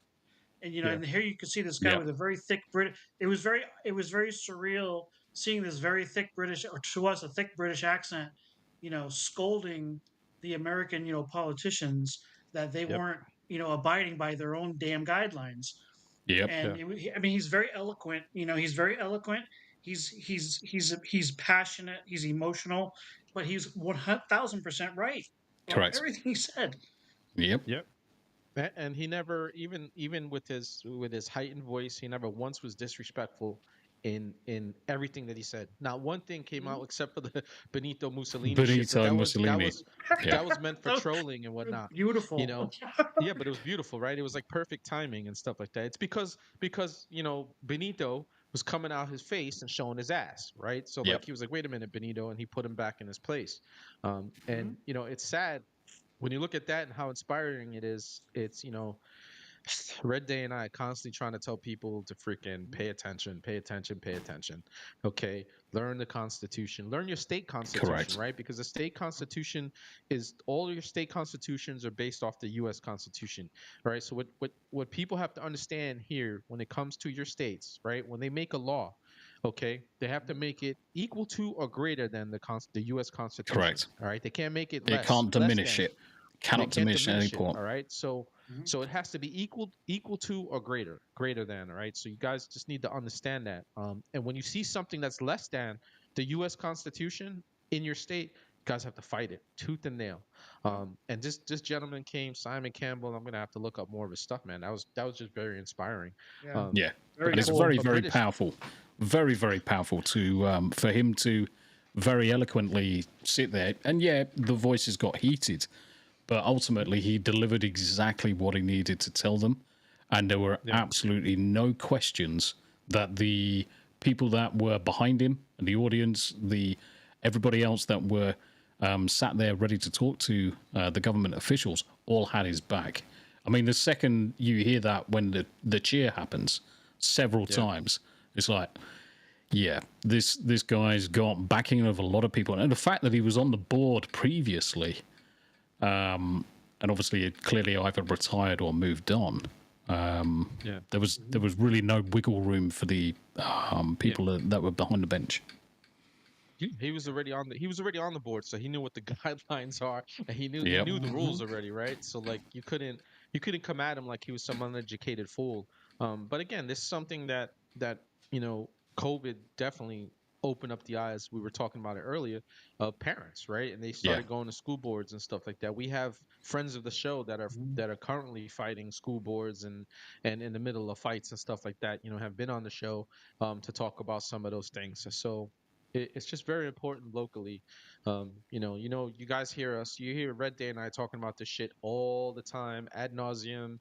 You guys always hear me say, hey, in an election year, when the ballot comes out in your state, pick up a freaking ballot and start doing your research on who it is that's running. Correct. And it's very, very important. Okay, in your villages and your towns where you actually get to vote in your judges, right? And in a lot of cases, you get to vote on the state level too. So you have to pay attention to these things so you know who it is that is going to protect you. Your DAs, your district attorneys in your states and your cities and your towns are so important. All right, because they're the ones that are supposed to protect you, all right, and protect the Constitution. So if you guys put in the Soros-backed fools that we've been putting in these blue states and blue cities and whatnot, like they're the ones that absolutely trash the Constitution, and we've been getting hurt, by it. So it just kind of sucks and stuff like that. So that was just really good to see. And I see that quite a lot from the UK as well, and I actually let the armed forces do a lot of the decision making for me, because if I see politicians in the UK and they've got an armed forces background, immediately they've got more credibility than some of the others. So I'll be going to town to understand what are their policies, what they've done in the last 10, 15 years, what they're trying to fight to change, and that will almost guarantee the decision I'll make at that point. And it wouldn't surprise me if that's very similar to when I go across to America, is to have a look at the background of some of these people. And if someone's ex-military, armed forces, police, fire, you name it, any of the civilian services, you've got to be careful, obviously, the last freaking 10 years worth, because we've seen some idiots being infiltrated within those organizations. But for the larger portion, most of them are very, very based individuals that are very, very patriotic, and they're in it for the Constitution. Yes, the vast majority of veterans and former police, fire, EMS, whatever it is, doctors and stuff like that. The vast majority are in good form. But then we get the Dan Crenshaws of the world, right? Who's just like, I think he's been making more money than Nancy Pelosi recently, right? Like, Which I call is him one-eyed how that's possible. Yeah, how that's possible. Yeah, that's Nancy, a the whole inside other, trader. yeah, that's a whole other talk show, brother. We Yeah. could go on about that shit forever. I'm pretty sure you guys experienced the same thing with your politicians. I think they just found the rat. Did they?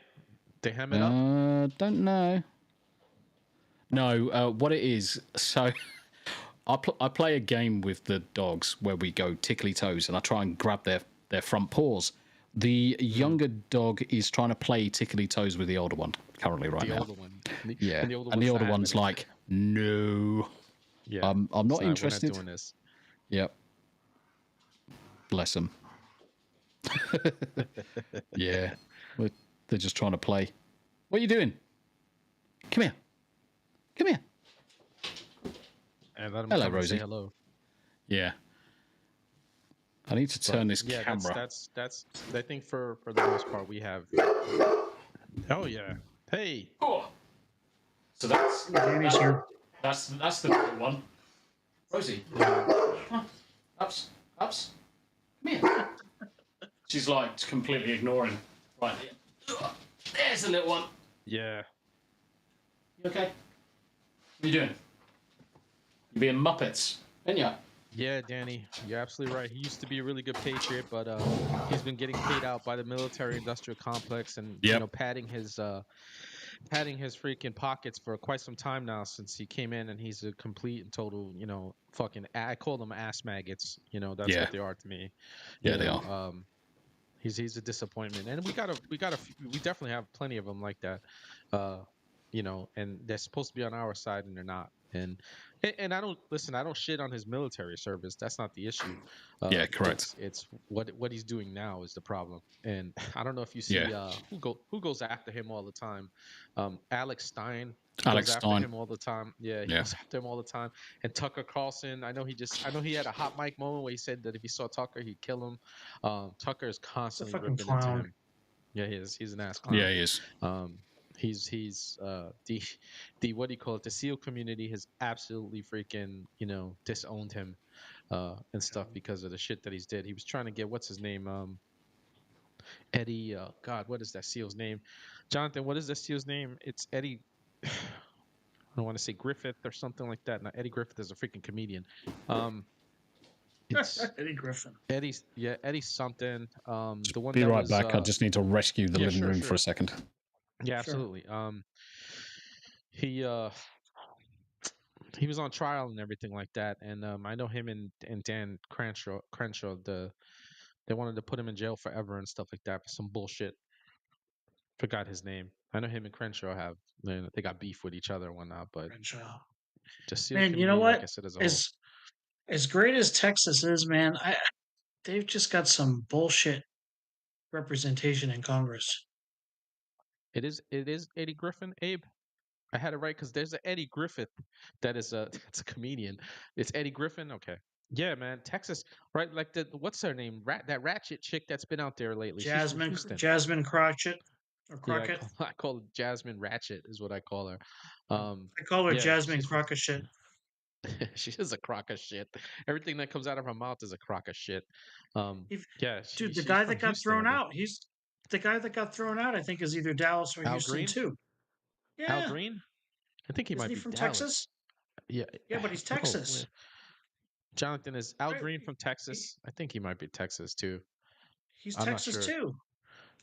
Like, I'm sorry, that's one thing Florida doesn't have is I don't know if we had some really bad ones, but I don't know if we have some that are just so loud and obnoxious like Texas does. Texas has some horrible, and even on the Republican side, like you look at fucking eye patch there. It's like, come on, it's like the total rhino.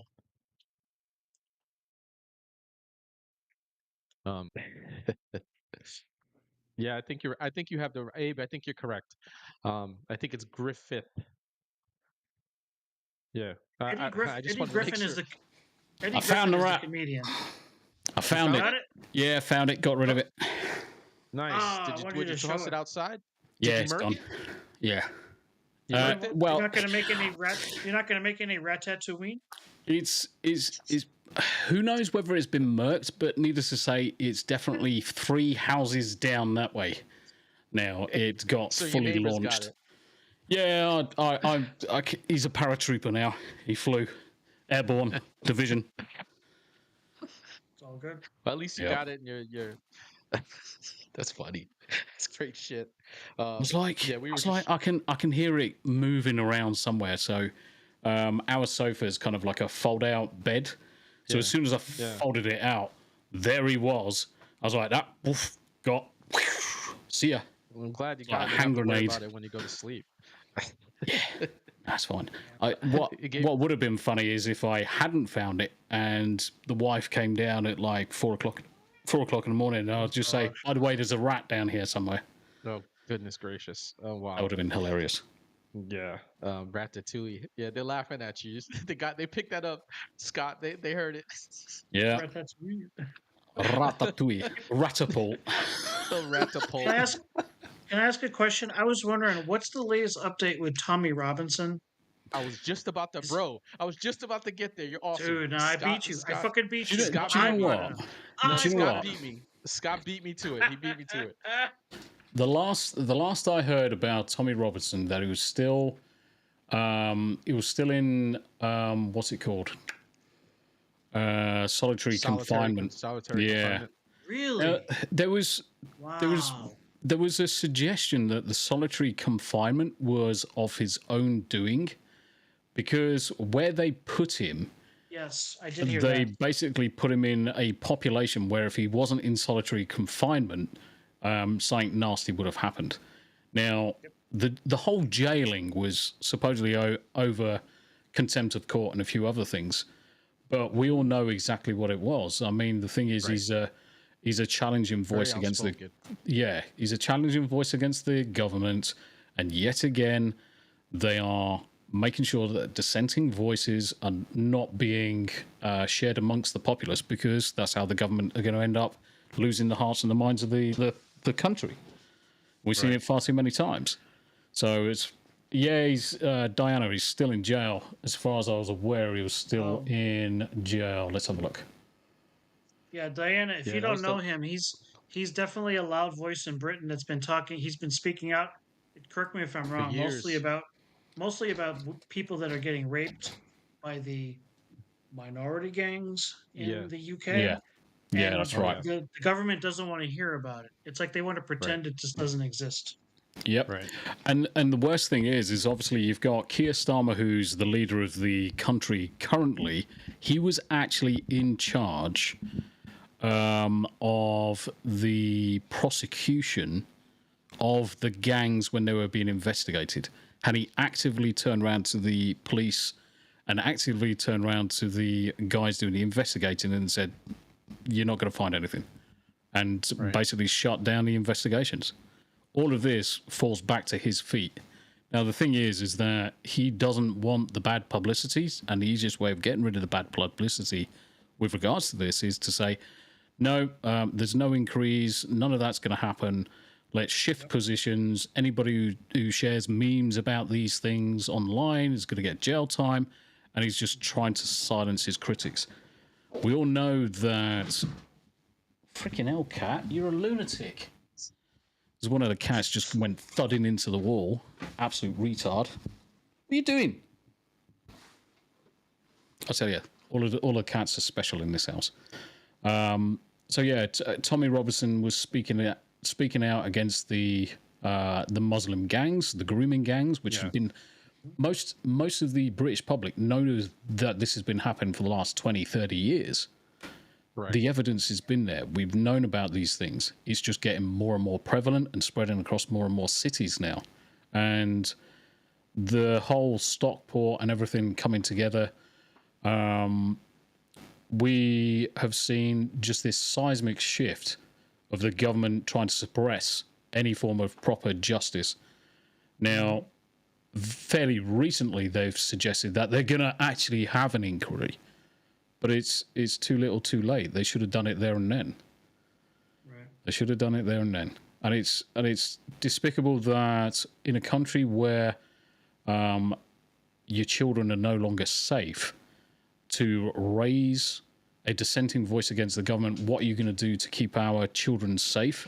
And instead of being met with, we're going to do absolutely everything we can do, you are getting jailed instead. We don't like you talking about these things. You can't talk about these things, definitely not in public.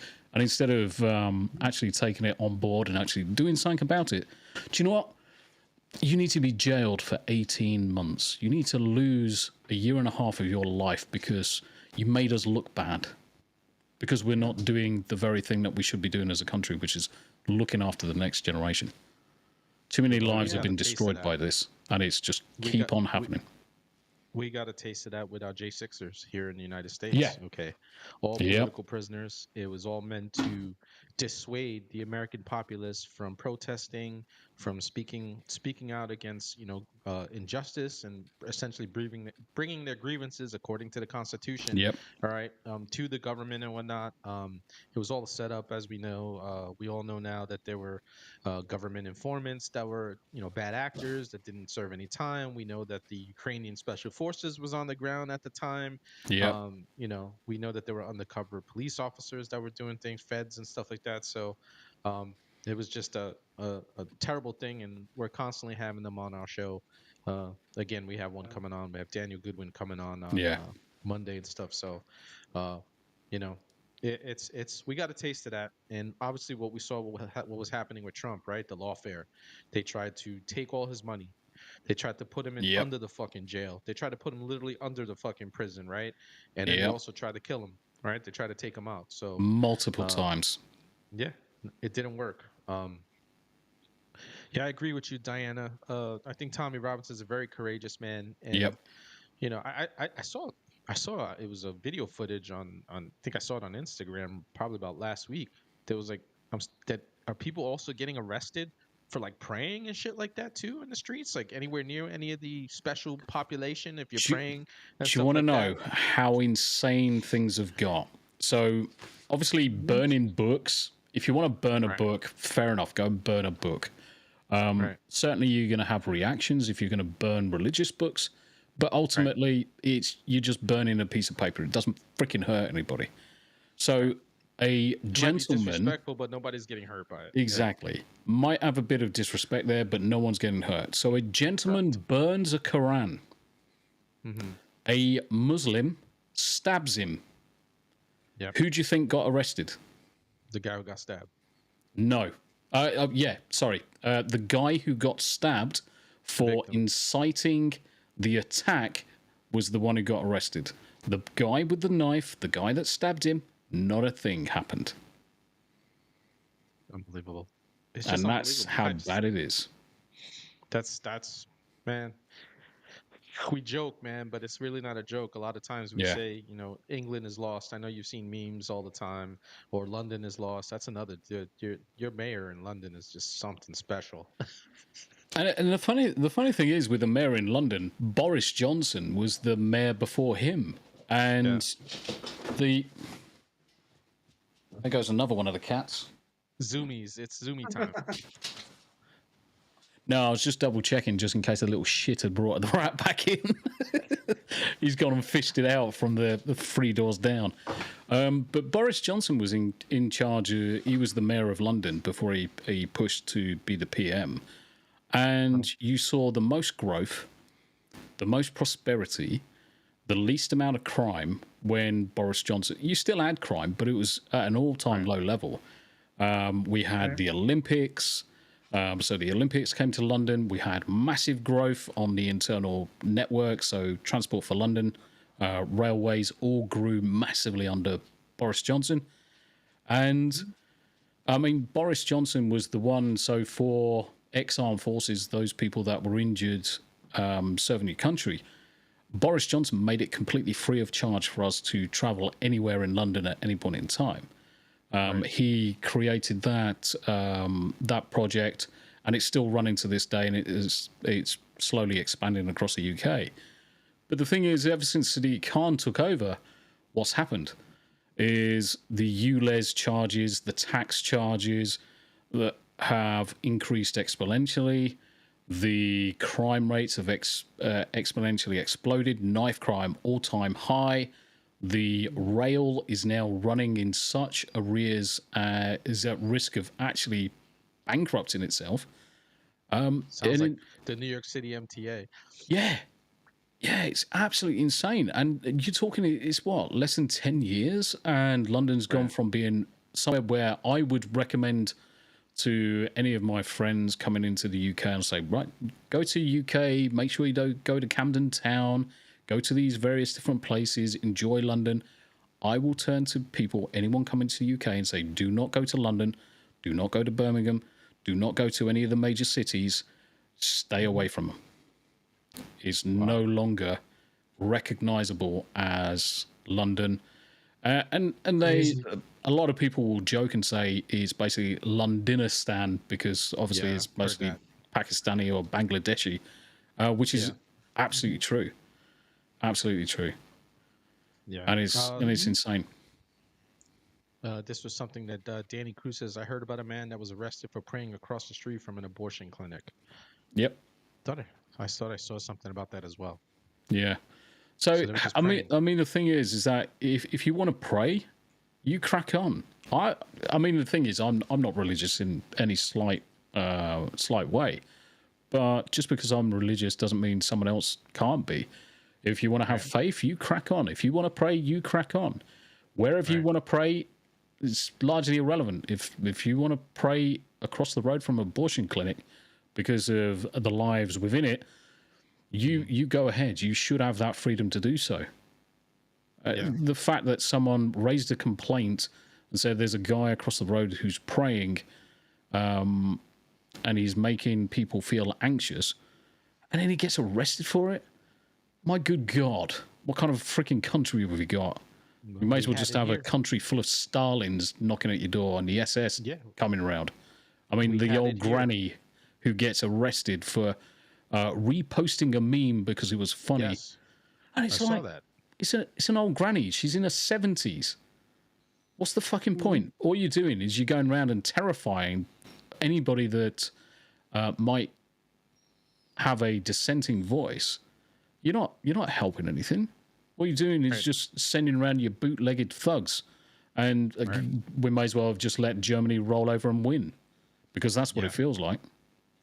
Yeah, we had that here under the Biden administration. There were just, there were people who were praying in front of abortion clinics and whatnot. They were just rounding them up, putting them in jail, Bevel and Beatty, and stuff like that. Yeah, and listen, and some of them did, in their praying and stuff like that, they blocked doors and everything like that. And they did kind of break the law, but nothing worth putting people to get put misdemeanor offenses. A lot less. Yeah, and it's just like they would just put these people away, and they were going to put them for anywhere from like 5 to 8 years. It's just insane. So but we got to the point here. People like, Scott and I were like, we didn't even care anymore, right? Because after what we saw in 2020 with the Summer of Love and the billions of dollars of destruction by BLM and Antifa, and nobody, with actual deaths, with people actually dying, anywhere up to, there was like between 33 and 40 deaths or something like that, during the Summer of Love.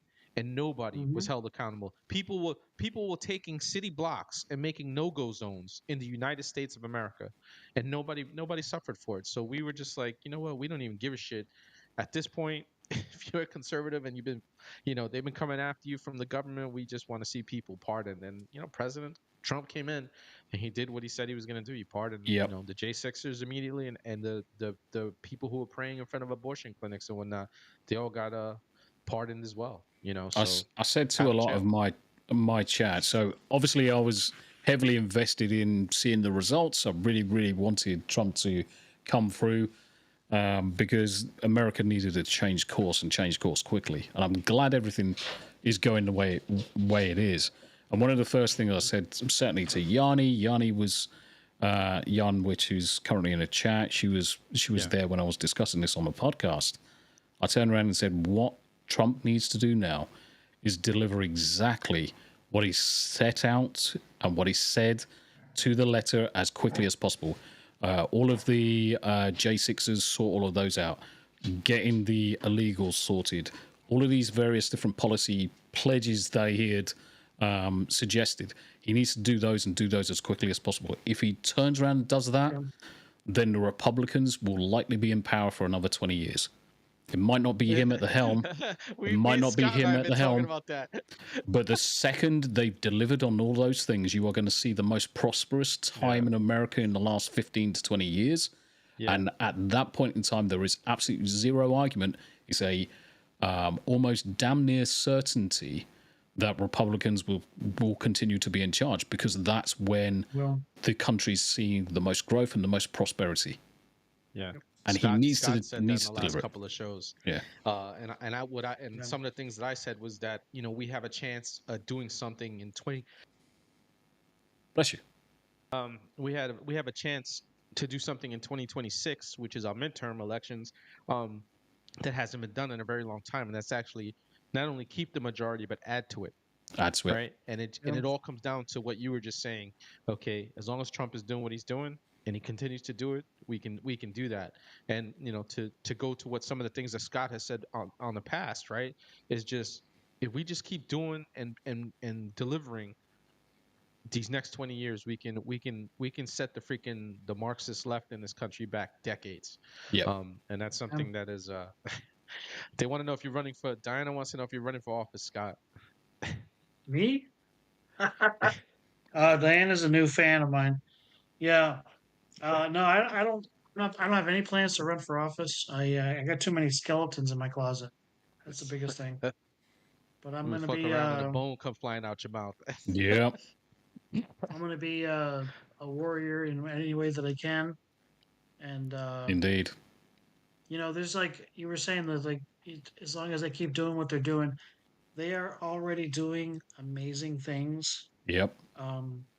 And like, I don't know if you happen to take a look at my Instagram page, but I do a weekly, since Trump actually started, I've been doing a weekly recap of everything that he's accomplished, or not even just he's accomplished, but just like his impact around the world.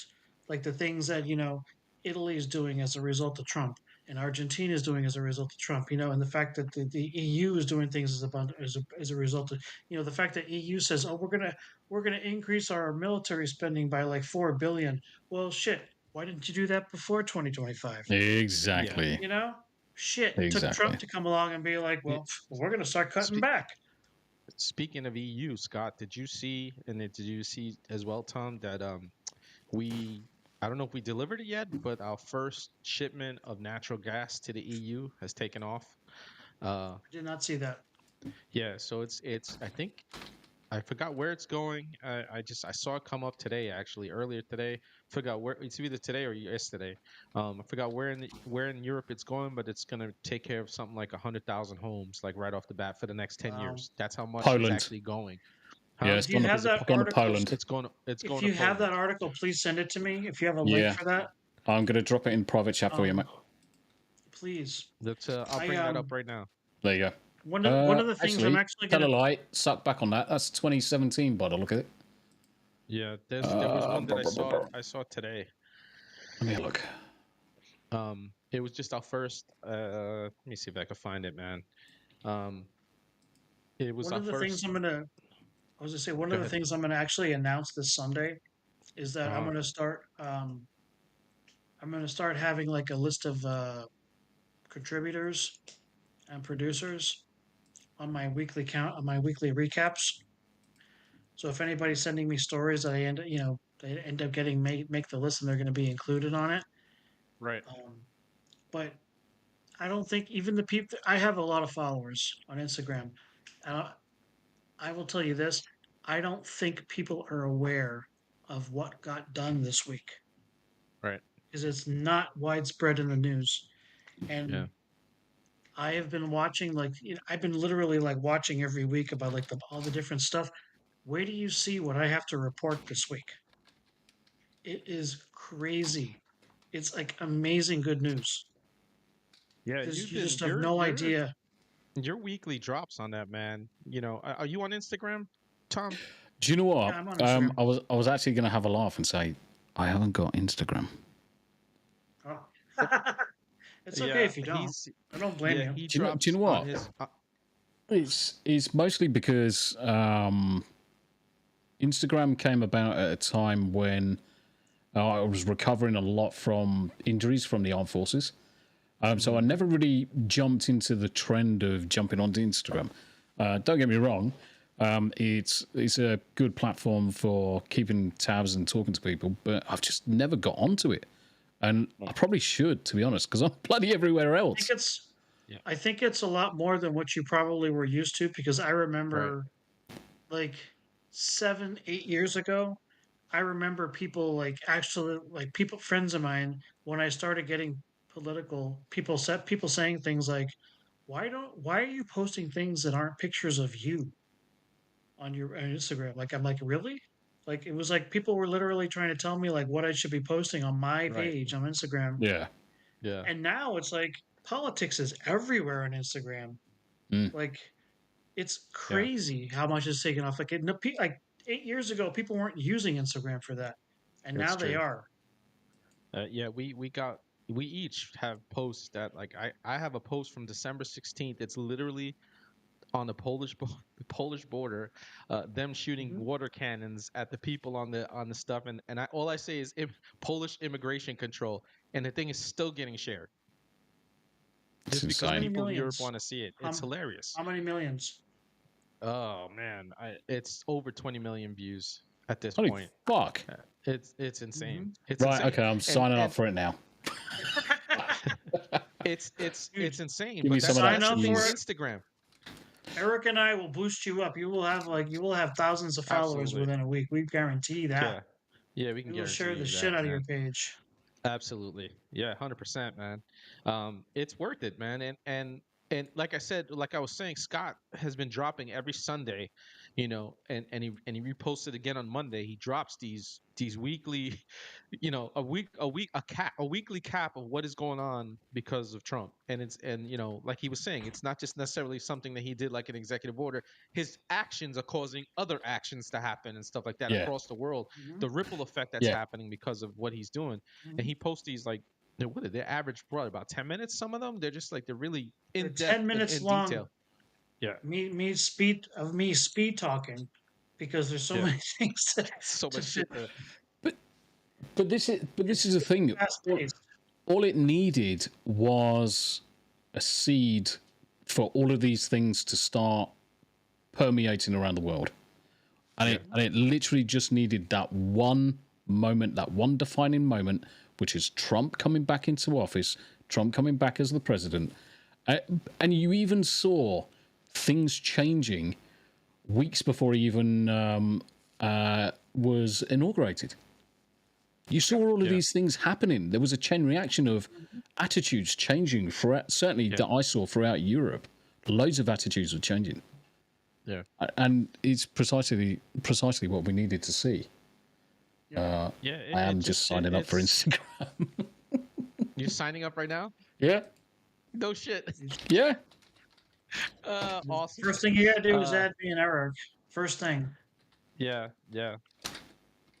Do I have to be hip and pretend I'm like awesome or stuff? Yeah, just it's the best thing to do. Pretend you're awesome. Cool. His name is Reddaywalker 2.0, and mine is BigRedOneGuy. And on Instagram, and you'll find us, and we'll boost you up if you start even your gaming stuff, because I know you game and whatnot. Just drop it in there, man.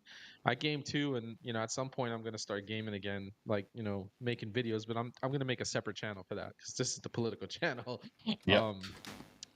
So it's again, it's good to have a different voice from a different part of the world here. This is an echo chamber. From the beginning, I'm like, this is our little echo chamber of conservatism, and with some slight variation depending on where we're from and what we think and stuff like that. But we all have the same thing. It's all about freedom. And on this channel, as you see, if you're new to the channel, we're all about truth telling and truth seeking on this channel. And you guys in the chat make this like 100%. Better, because you guys are very well informed, and you bring stuff up, and it's awesome to have the dialogue, the back and forth with you guys in the chat as well. And if you're new to the channel, thank you. Abe, Yarn Witch, I didn't say what's up to Yarn Witch, so I'm gonna say what's up to Yarn Witch. Abe, I did say what's up. Again, I'm glad to see you, Diana. You know what? Campanella. That Go ahead. that natural gas export over to Poland. Yes. That was during Trump's first term. His first term, wasn't it? But I saw one go out. I saw one go out today. Yeah, I saw an article either today or yesterday, bro. Well, yeah, the one you sent me is from 2017. Yeah. That was when I think that was the first time the U.S. ever became a natural gas exporter. And I have a top 100 accomplishments of Trump's first term that I have on my Rumble page. And that was actually one of the things. Is this one of the things he did? It's like, actually, during Trump's first term, we also became a, what was it? Something else, a net exporter. We were a next exporter of oil. We hadn't been that before. In 2019, we became, we were energy independent the first time in decades. Yeah. Energy independent in 2019, and we were selling it to other countries. Correct. Which is amazing. Correct. It's amazing. I've just put another link. Come in and irritate us. Yeah, I've just put another link in chat for you. So just check that chat out later with a bit more information of the most recent exports, because it's just listing Europe, but there's some embedded links in there, so it probably will say precisely where. I think it's Germany. I think that's where it is. I think it's Germany. Germany. I think it's Germany. Do like 100,000 homes in Germany for the next 10 years. That's how much fuel is going over. Yeah. That's insane. And he's been telling them, right? He told them the first time around, just buy from us. You don't ever have to worry about the Russians ever again, freaking linchpinning you into the bullshit to dealing with Putin and stuff like that. Just buy from the US. And then of course the Biden administration came in and cut all that shit out.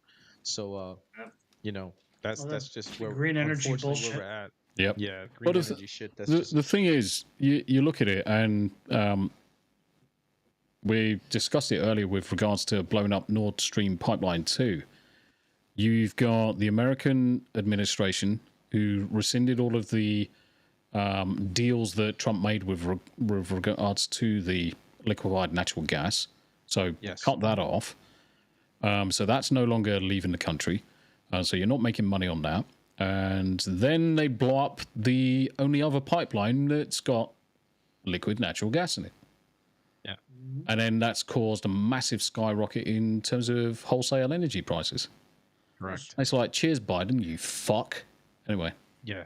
He just, it wasn't, we all know, now we know it wasn't, we knew back then it wasn't Biden either. His interns. Did you see that? Speaking of that, let me see if I can find that, man. I think that was on the Gateway Pundit. Let me see if I can bring that up. Gateway. His signatures. Yeah. I posted that today. Yeah, I saw that. I saw that. I think the Gateway, was that from the Gateway Pundit, Scott? See if I can find that and bring. I was like, holy shit. I posted something this morning. There's a big question. There's a big question about the signature that Biden signed when he was dropping out of the 2024 race. Yep. It does not look like his signature. And now I believe it's the Texas Attorney General, Bailey. I believe he is indeed demanding an investigation by what's her name, Bondi, that she starts an investigation into his actual whether he was actually coherent or not, and actually signing everything that he allegedly signed. Because all they need to find is all they need to find really is one that's completely illegitimate. And I mean, you can see from the screenshot that is not his signature. Yeah, it says nearly all of Biden's official signatures were auto pens. So who was really running the country? Yep. Here's the right there, man. We know who was running it. We know. We know. We don't need an investigation. No. It's not even that. It's not his interns. It's the Missouri attorney, brother. The Missouri attorney general. It was his wife. Yeah, it's Jill. Absolutely. That's why she was running. That's why she was literally the things that they screaming about Elon doing by sitting in like those cabinet meetings and shit. Oh yeah, Jill was literally running those cabinet meetings. I just couldn't understand. So here's me, the dumb British guy in the UK, just generally just talking with a group of people on a podcast, and I'm like, why the fuck is Jeetings? I'm like, she wasn't supposed to be. She shouldn't be there. It's not She's even got that she no was legitimate there. reason.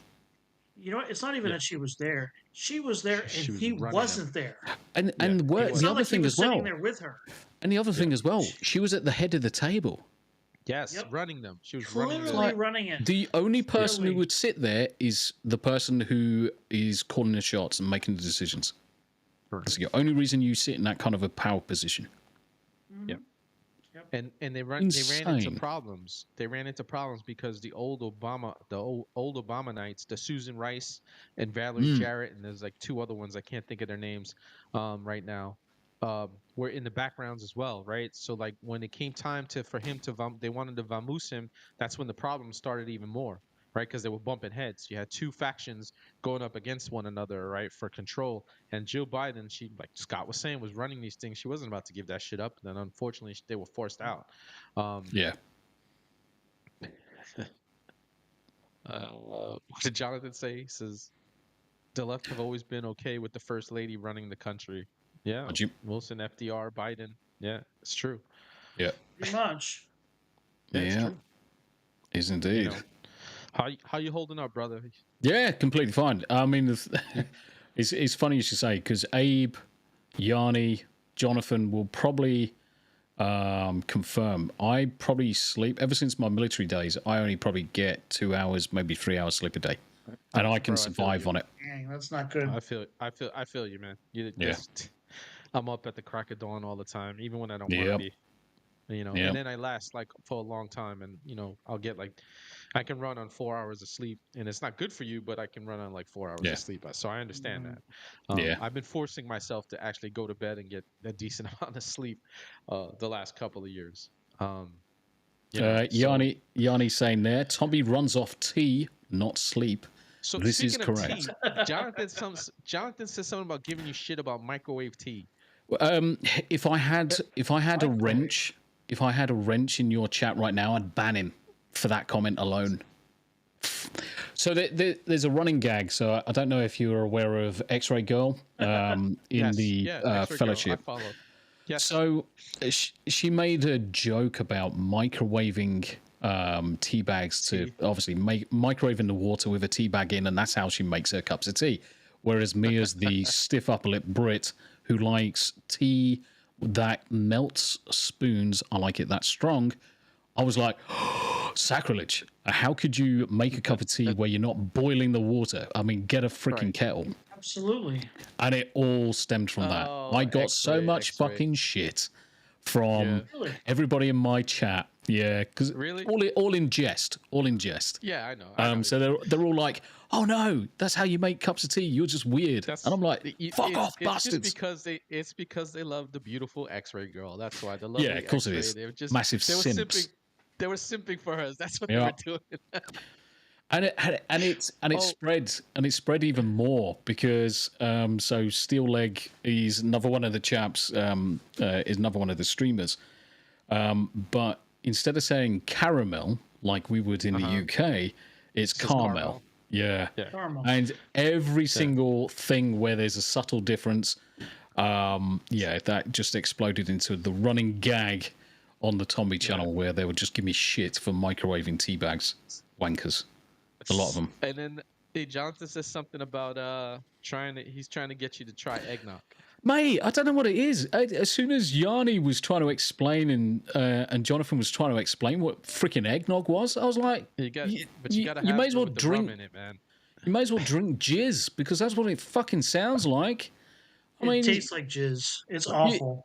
It's gonna be as thick as jizz. It's like 5 bootnecks all fucking jizzed in a cup. Did you just say yes, it does. It tastes like jizz. It's awful. I don't know what jizz tastes disgusting. Like. How can you ever think that? I don't care what you're trying to imply by what I said. I'm not trying to imply anything. I'm just asking you. How can you ever think that a drink made of eggs is ever going to be okay? I mean, it's disgusting.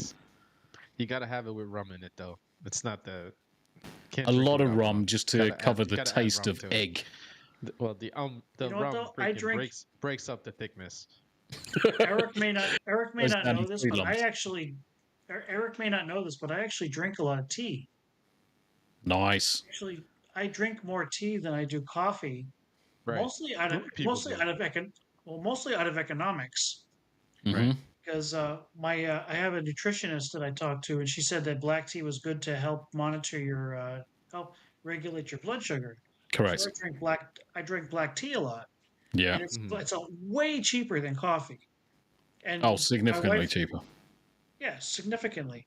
And I have this whole routine in the morning where I'm like measuring it. I'm like I have a saucer, and I'm like, and my wife is like, "Are you sure you know what you're doing?" I'm like, "Yeah." She's like, well, "Where did you learn to make tea?" I'm like, I went to YouTube and I watched this British butler tell me how to brew the perfect cup of tea. And I said, Yep. the British butler can't tell you if who else is Yeah. going to tell you about the perfect cup of tea than a British butler?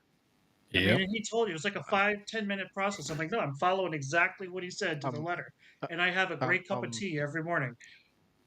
I'm more of a coffee guy, but I will say I do I like love a coffee. nice Don't get me wrong. I do like a nice It's cup of tea. economics. A good Under cup of Biden's tea. A I do good. under like a good Biden's cup of tea. economy, I had to start investing in Yeah. some tea because it was just too coffee's ridiculously expensive. A good cup of tea is Yeah, a it's just got 5-minute process in terms of tea bag, hot yeah, water, leaving it to stew. But you can half that time by putting 2 tea bags in. So if you start going towards putting 3 tea bags in, then you're at risk of over brewing, and you get a very bitter brew instead. So 2 tea bags maximum, 2.5 minutes, 100-degree hot water. Leave it, don't stir it. Leave it for a good 2 minutes, and then stir it for 30 seconds to get all of the flavor infused into the water. Take out the tea bags. Don't throw them into a harbor. You dispose of that shit properly, and then you squeeze 'em. enjoy. Yes, you've got to Squeeze 'em. squeeze the water out. Squeeze You've the got to tea squeeze the bags. water Gotta get out. them out there. Yep. I use 2 tea bags because I usually drink these I have these like massive coffee cups that are like this big. So Yep. I gotta have at least 2 tea bags in there, but it's still way cheaper than coffee. Like if you Yeah. go to the supermarket, yeah. coffee's Coffee's ridiculous. expensive. Is there a Coffee's expensive. specific brand that you drink? I am not going to as tea or mention the coffee? brand I'm not going to mention the brand because I'm embarrassed by it. As long as But it's not I'm just Lipton's. No, it's not Lipton. Good. But I will say Good. this: I get like 100 tea bags for like a quarter of the cost of like a bag of coffee. And Hold the hey, line. you know, Here one we thing go. I need You in the got him going morning. with the tea. One thing I need in the morning is I need some caffeine to get Right. just to get my day going. You know, with work and everything. And I you know I Yorkshire Gold. Yeah, what's that? So this Yorkshire is Gold. That's the tea. That's Yep. the tea. He. This yeah. is Yorkshire. I don't even know top if I can quality. find that here, but I'll look for it. This is top Jonathan quality says- tea bags. Yeah, Jonathan says Yorkshire tea or get the fuck out. So we Yep. have to probably get it. We probably can get it here in the U.S. Yeah. So when I come across to the US in May to visit, I am literally bringing 3 boxes of this because I'm seeing quite a lot of my American friends anyway, and literally I'm gonna teabag the lot of them. Yeah. Well, don't say that. Don't say that too loud. Don't say teabag that them. too Don't loudly teabag. because that's an expression here in the U.S. Oh no, Yeah, that is an expression. that is an implied. That's an implied. Oh, you gotta teabag them. Fuck yeah. Speaking of tea bags, I on one of the shows I let Scott know what an Arabian gas mask was. Fuck's sake.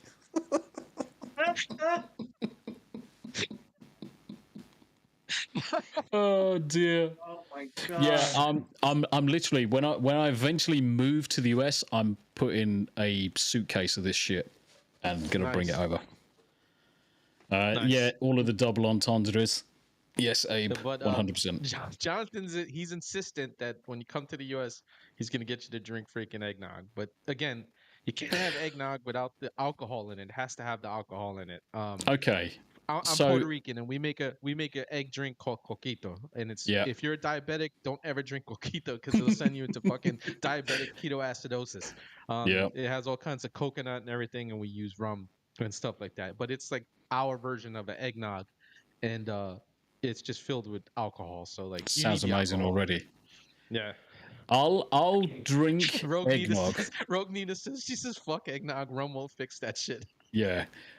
Jonathan, I'll drink eggnog if you eat black pudding. Ooh. Ooh. Yep. Ooh. Well, Jonathan, is that challenge accepted, or you're just like, fuck that challenge? Wait, what if he eats figgy pudding? Is that the same? No, not even remotely the same. Oh God.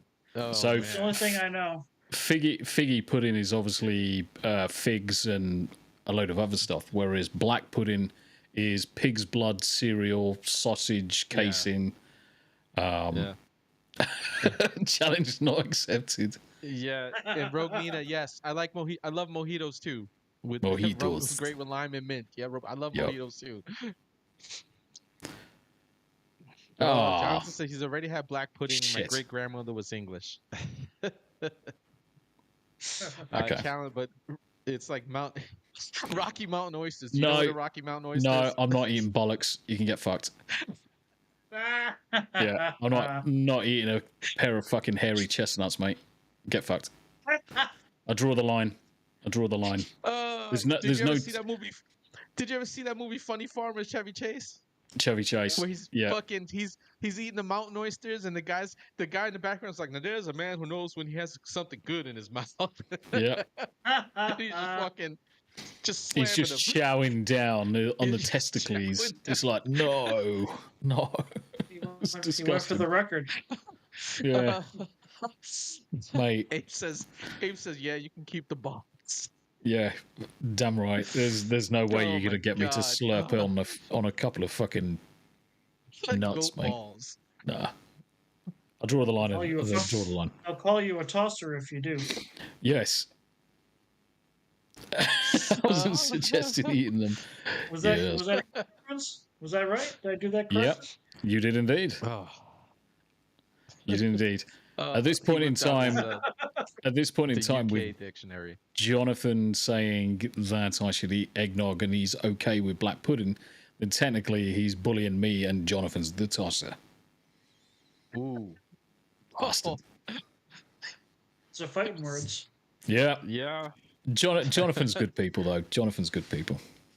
Yeah, he helps us with this show big time. He's the one who created the Discord for me and stuff like that. I just reached out to him and said, hey, I need help getting a Discord up so the Patriots can come together and talk to one another and everything. And he had it up within 45 minutes. And I was like, yeah, it's done. I was like, what? Yep. Okay. And he told me that he mods for you as well. So yeah, white man's magic, mate. He's like the mod. Yeah, he's just like the mod extraordinaire. He mods for everyone. What did you call him? Rocky Mountain Oysters is a queer starmer level queerness. What did you just say? call Jonathan? So white man's magic. Oh, that sounds so dirty. Yeah, That does sound so dirty. Yeah, Jonathan's good egg. Yeah, the chat loves him, man. He does. They love him. He's a good guy. He takes care of us. White man's magic. He takes care of us on the channel. So, but you got to come back with your wife, man. That'd be really, really funny. That would be funny because she's a 4'10" Cockney, full-on London accent. Nice. Born and bred Londoner, and it's hilarious. Awesome. Oh man, I don't want to say where you're moving to on the air, but I'll tell you offline. Yeah, you can certainly say the state. It's fine because we haven't narrowed down. We don't. Yeah, we don't dox people, so we just want to make sure, man. Okay, well, I'll just say if you're thinking Tennessee, about I'll say it. Tennessee. I'll say this: if you're thinking about Tennessee, mentioned whether you after you move here, take your wife to Gatlinburg. She will find it charming. How do you spell it? Gatlinburg. Oh yeah, got it. Gatlinburg. Yeah. She will find it it's very pretty. It's a very pretty mountain town for tourists, but it's very charming. Yeah, the state is overall. Tennessee's a very pretty state. Honestly, I can't wait. I can't wait. It's a very good state to move to if you're thinking of moving. Yeah, especially one of the top 5 I'd recommend. Yeah. Absolutely, 100%. I would recommend in top 5, and probably not too far climate-wise to England.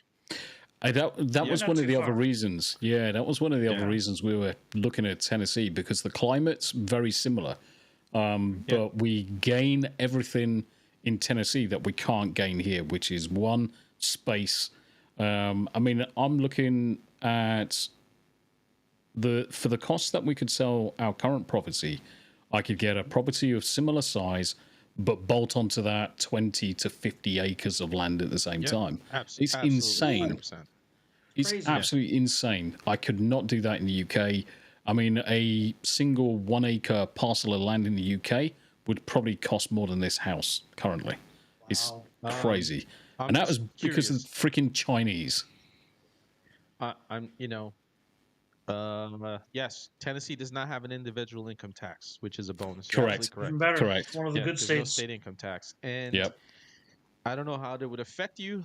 Some of the states are starting to go. I know like in my state, as a disabled veteran, if you're 100% disabled, you don't have to pay property tax and stuff like that. So, being a veteran, I know even for you might be able to finagle your way in a state like Tennessee if you're disabled and stuff like that to see if you can get help with property taxes once you become a U.S. citizen and whatnot.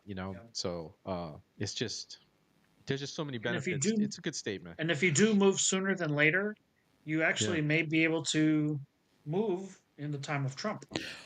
That I actually said that to the chat as well when we were discussing it. I said one of the goals. No, I wouldn't say one of the goals. One of the bonuses of moving to the US would be coming across to the US in a point in time where Trump is still in office.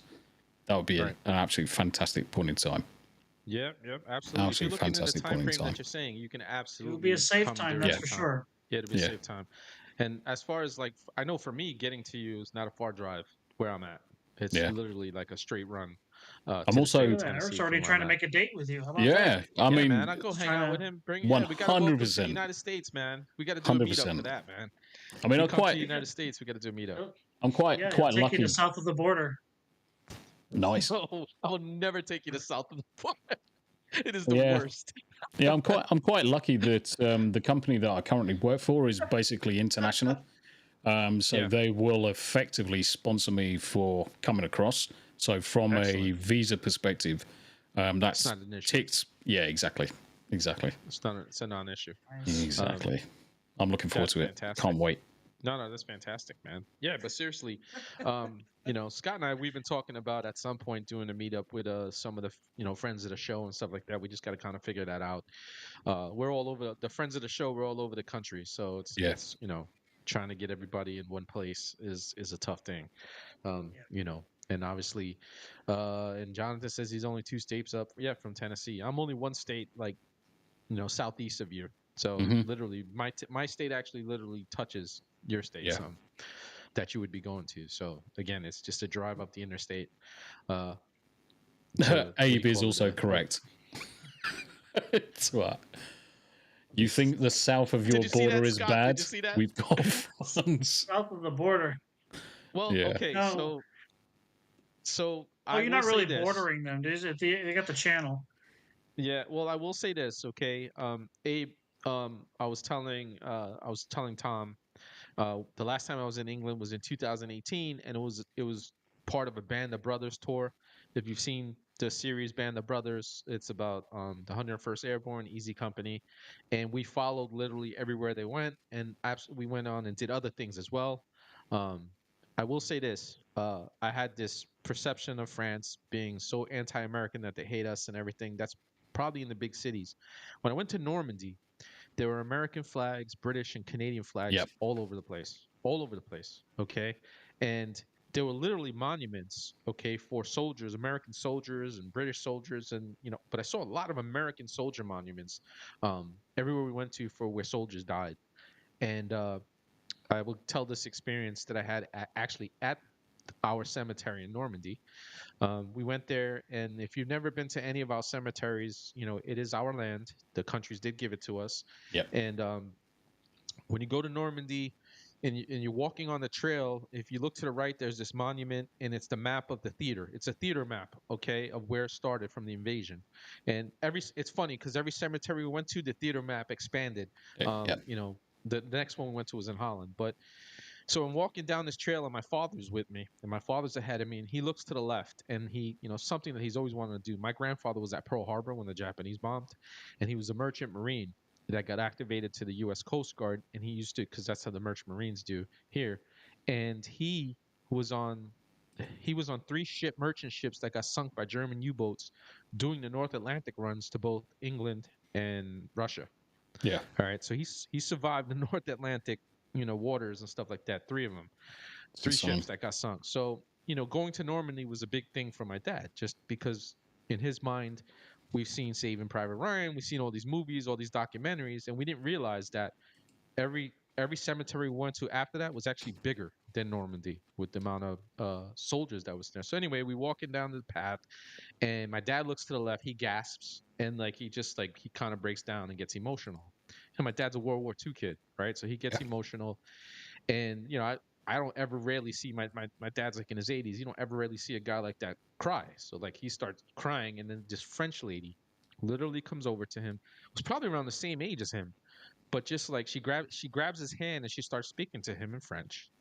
And obviously we don't know what the fuck she's talking about, but it's obviously she was really, really, really, she's crying and she's telling him something and repeating it. Finally, someone who worked at Normandy, a French woman, came over and translated, and the only thing she kept saying was, "Thank you for freeing my country." My dad had to respond well, wait a minute, I'm not, because he's not a veteran of World War II.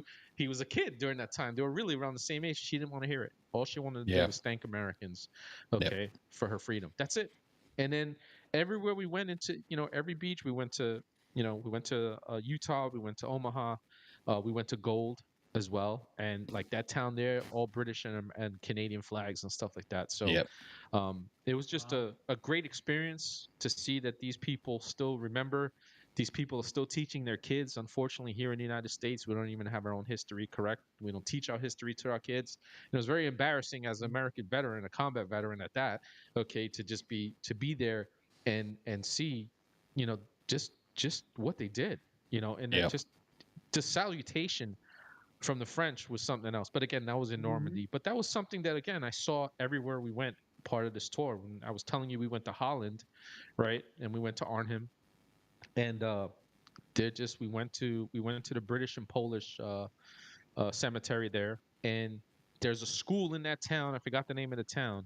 An elementary school. In 5th grade, they make the 5th grade kids go into the cemetery, pick a soldier, and they have to do a biography.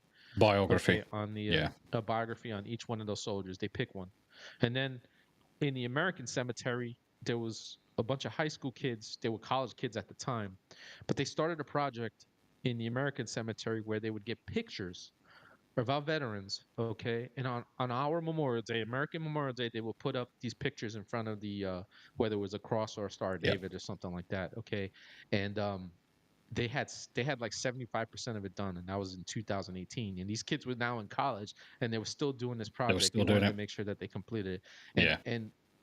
And what I found out is that in these towns, for instance, for both the British and Polish and the American cemetery, the people, literally have plots. They're given one of these plots to take care of. Correct. And they fight for these things. They fight for these things in court. In the middle of divorces and stuff like that, they will fight to take care of these plots to make sure that they keep them clean. It's a massive honor. It's a massive honor. Massive honor. It's just, it was something that was amazing to me. To see that, wow, again, it was like how kids in fucking the United States don't even get proper history and stuff like that. They're not even learning, but to hear these people continuously, doing things to honor our fallen and stuff like that, it was just amazing. Yeah. What I'll definitely say, and I'll harken back to what I said about the UK. If you come to the UK and you want to see the UK, do not go to London, do not go to Birmingham, do not go to the big cities. It's the same as France. Do not go to Paris. You come away from Paris. Paris is not France. It hasn't been France for a long time. They will treat you completely differently. Get out to Normandy. Shame. Go out to the edges, and you'll see the real France. You'll see the real French people. I mean, the English have had a long-standing feudy joke with the French for a long time. But when it's all said and done, when it's all said and done, of history, we've got no problems with the French, to be honest. No problems with the French. It's just we rib each other, right? It's the same thing with you guys with us with you, with the Canadians, with the Aussies. With the Canadians as well. Yeah, we're cousins, so we're constantly giving shit to each other. Yeah, you know, you got to and stuff. So it's just the way it is. But what did Rogue Nina said something? She says, "Can we talk about English accents? I think some of them match some of the accents here, Southern and East Coast." She says, "I watched Misfits. Wow, there's a wide range of accents over there." Do you know what's hilarious about the accents in the UK? You can go one town over, which is probably 5 minutes drive, and they can speak completely differently. Shit. The amount of accents, I think there's something like 52 different accents in the UK. And bearing in mind, we are tiny. You can fit us into Texas, 5 times or some shit. The amount of accents we've got is insane. But you've just got to look at our history. We've been invaded so many different times. We've got so many different areas, so many different dialects. Welsh, we've got Gaelic, we've got Celtic. We've got, obviously, the Germanic languages coming into the mix. You've got everything from France and Romans and the languages across the board. Yeah, don't forget the Vikings. Yeah. You got all of the Nordic elements. Our languages have changed so many times that our accents are fantastic. I mean, I could go. So I haven't really got an accent that you could pin down because I was born in the Midlands. I then moved up to Scotland. I moved down south to Somerset, where there's different areas. I moved back up north to Yorkshire, so I've got mixes of all different type of accents. And then I lived abroad for a number of years because I'm an armed forces brat as well. So my dad was in the armed forces.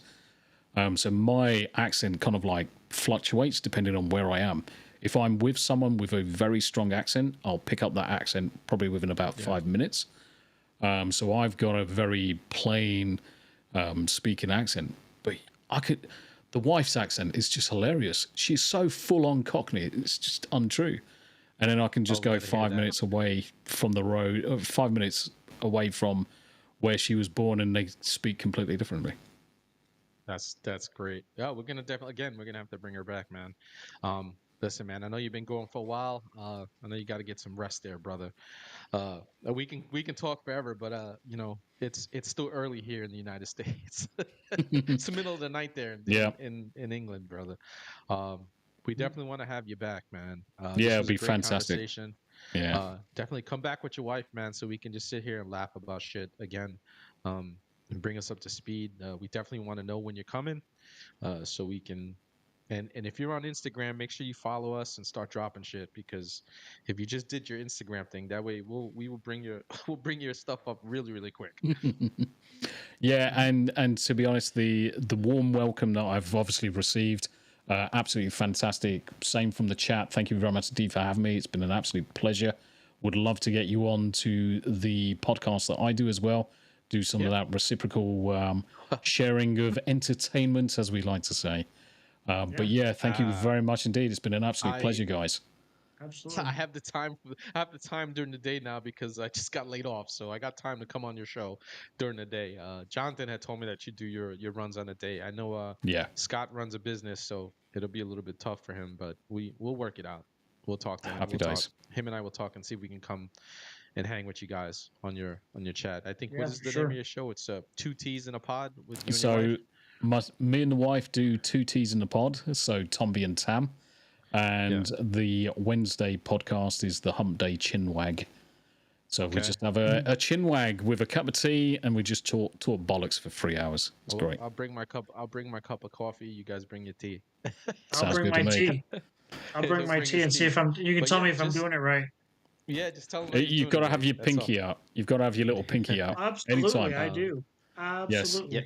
Good. Yeah. Right, guys.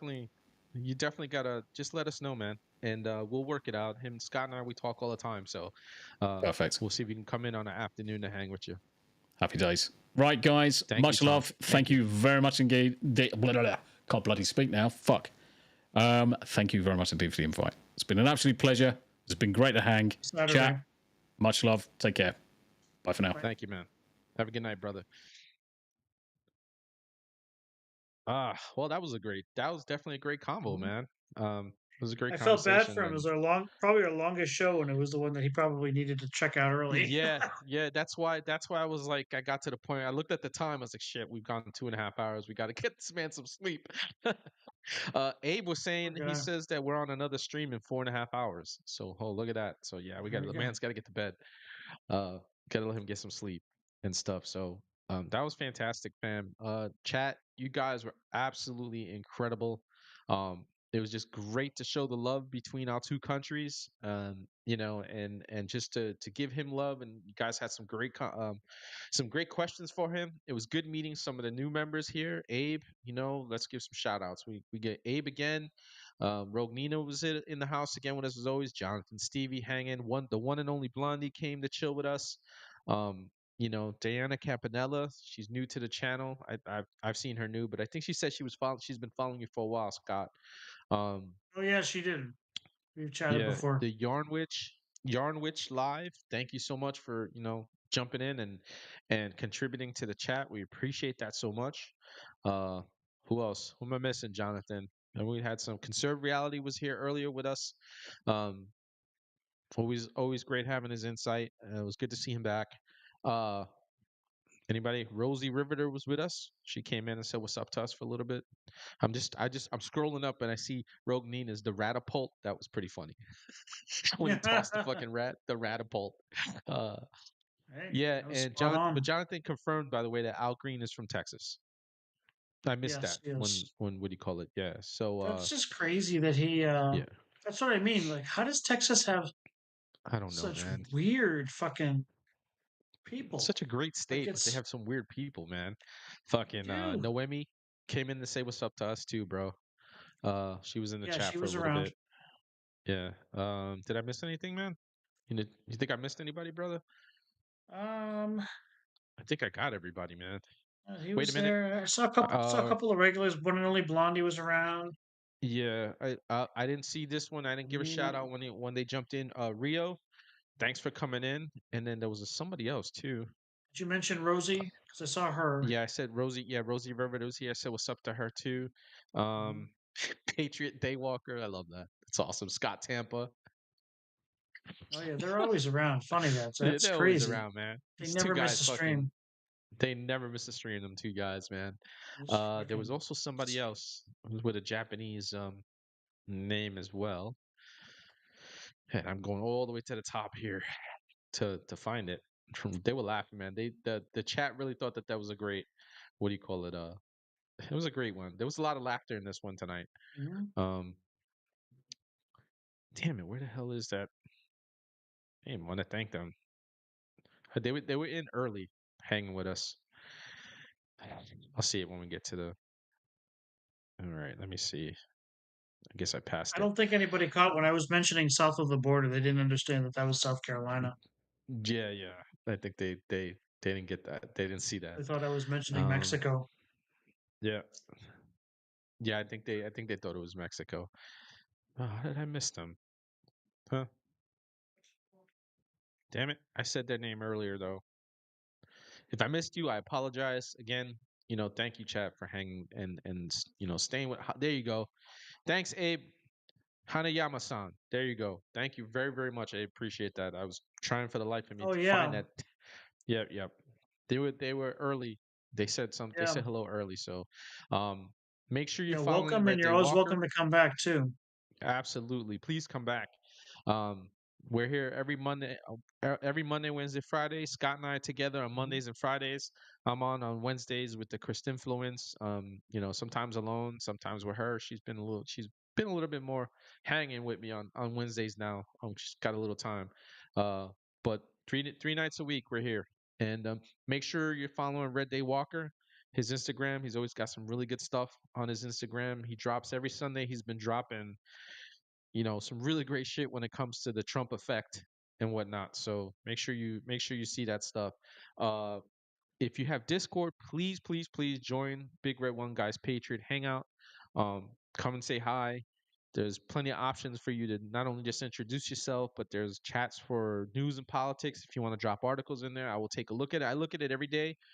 You might see your stuff on the show. We'll be discussing it. So, definitely sign on the Discord and whatnot. So, anyway, you got anything, Scott, before we call it a night?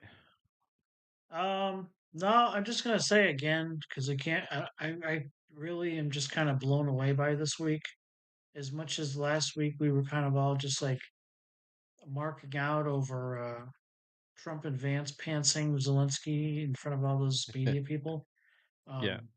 Honestly, this week I'm stunned with what's going Yeah. on. I know there's people that are harping on some of the negative things that have happened this week, Right. but there's some amazing shit that actually went down, and nobody's talking about it. I can't wait till Nobody's like kind talking of about it. When are hopefully you open dropping that some on people's Sunday? eyes. Are you dropping that on Sunday, it's Sunday? usually going to come out. Yeah, it's going to come out noon on my Instagram. It comes out if you want an early peek at it. It comes out early on my Rumble. Yeah, I'm gonna So check your that Rumble out to get a look at that. Obviously, I'll share it's it on Instagram as soon as I see it. yeah, it's like this. This is like because this honestly, this is the first week where Trump. This is the first week since our first week after Trump has actually had a full month in office, and Uh-huh. you can see his impact. It's Okay. crazy. Yeah, no, I'm Crazy. looking forward to that, man. I always look forward to those because it's always shit that, and if it's Mhm. stuff that we haven't even seen this week because nobody's covering, I'm looking forward to it even more because we miss stuff because things have been happening so fast with him. I'm glad you're picking that shit up because like I might post something here or there, but for the most part, it's a lot of shit that's going by at light speed. So again, but that's good. Look if you're on Instagram, make sure you're following Reddaywalker 2.0. Okay, his link is in the description so that you guys can click on it. Make sure you give him a follow. All right, because he always has some really great stuff on his page, and the Trump stuff on the weekends is always excellent because you get to catch up if you miss something. Yeah. Oh, Jonathan put your Patriot Daywalker in the Rumble chat for people. Good, excellent. Thank you. Yeah. So that's cool. Excellent. And he put it also in the YouTube chat for you too, brother. So he put your Thank you. links so I that people appreciate it, could click John. on it. But all right, man. I'll take us out, brother. Okay. Well, America, that was another great night. It was good to have our cousin from across the pond hanging out with us, with Scott and I tonight. It was just great. Great conversation, great dialogue. And you guys in the chat are absolutely fantastic. So it's just great to have you. Guys are just really, really, really great. You guys keep the flow of stuff going really, really well. Had a lot of laughs tonight too. Scott is always bringing his dictionaries, which makes shit incredibly funny. So I love that shit. That's just great. He's got to keep with these dictionaries because shit is just hysterical. And obviously the British humor too is great. So we will bring him back. And Scott and I are gonna work it out to see if we can go on his show. That'll probably be an afternoon show because he does his stuff on the afternoon hour time on the East Coast. So we'll work something out where we can hang out with him. So that was the real Tombliboos from Great Britain, and it's gonna be a great time going forward. Always creating new people, always bringing new people to our community of true seekers and true tellers. So with that said, I am the Big Red One Guy signing out. And remember that together and only together can we break the machine. God bless you all. God bless America. God bless our cousins over in the great country in Great Britain. Those of you that hung with us as well. And we'll see you in the next video on Monday, fam. We got J6er Daniel Goodwin hanging with us on Monday. Have a great weekend and have a good night.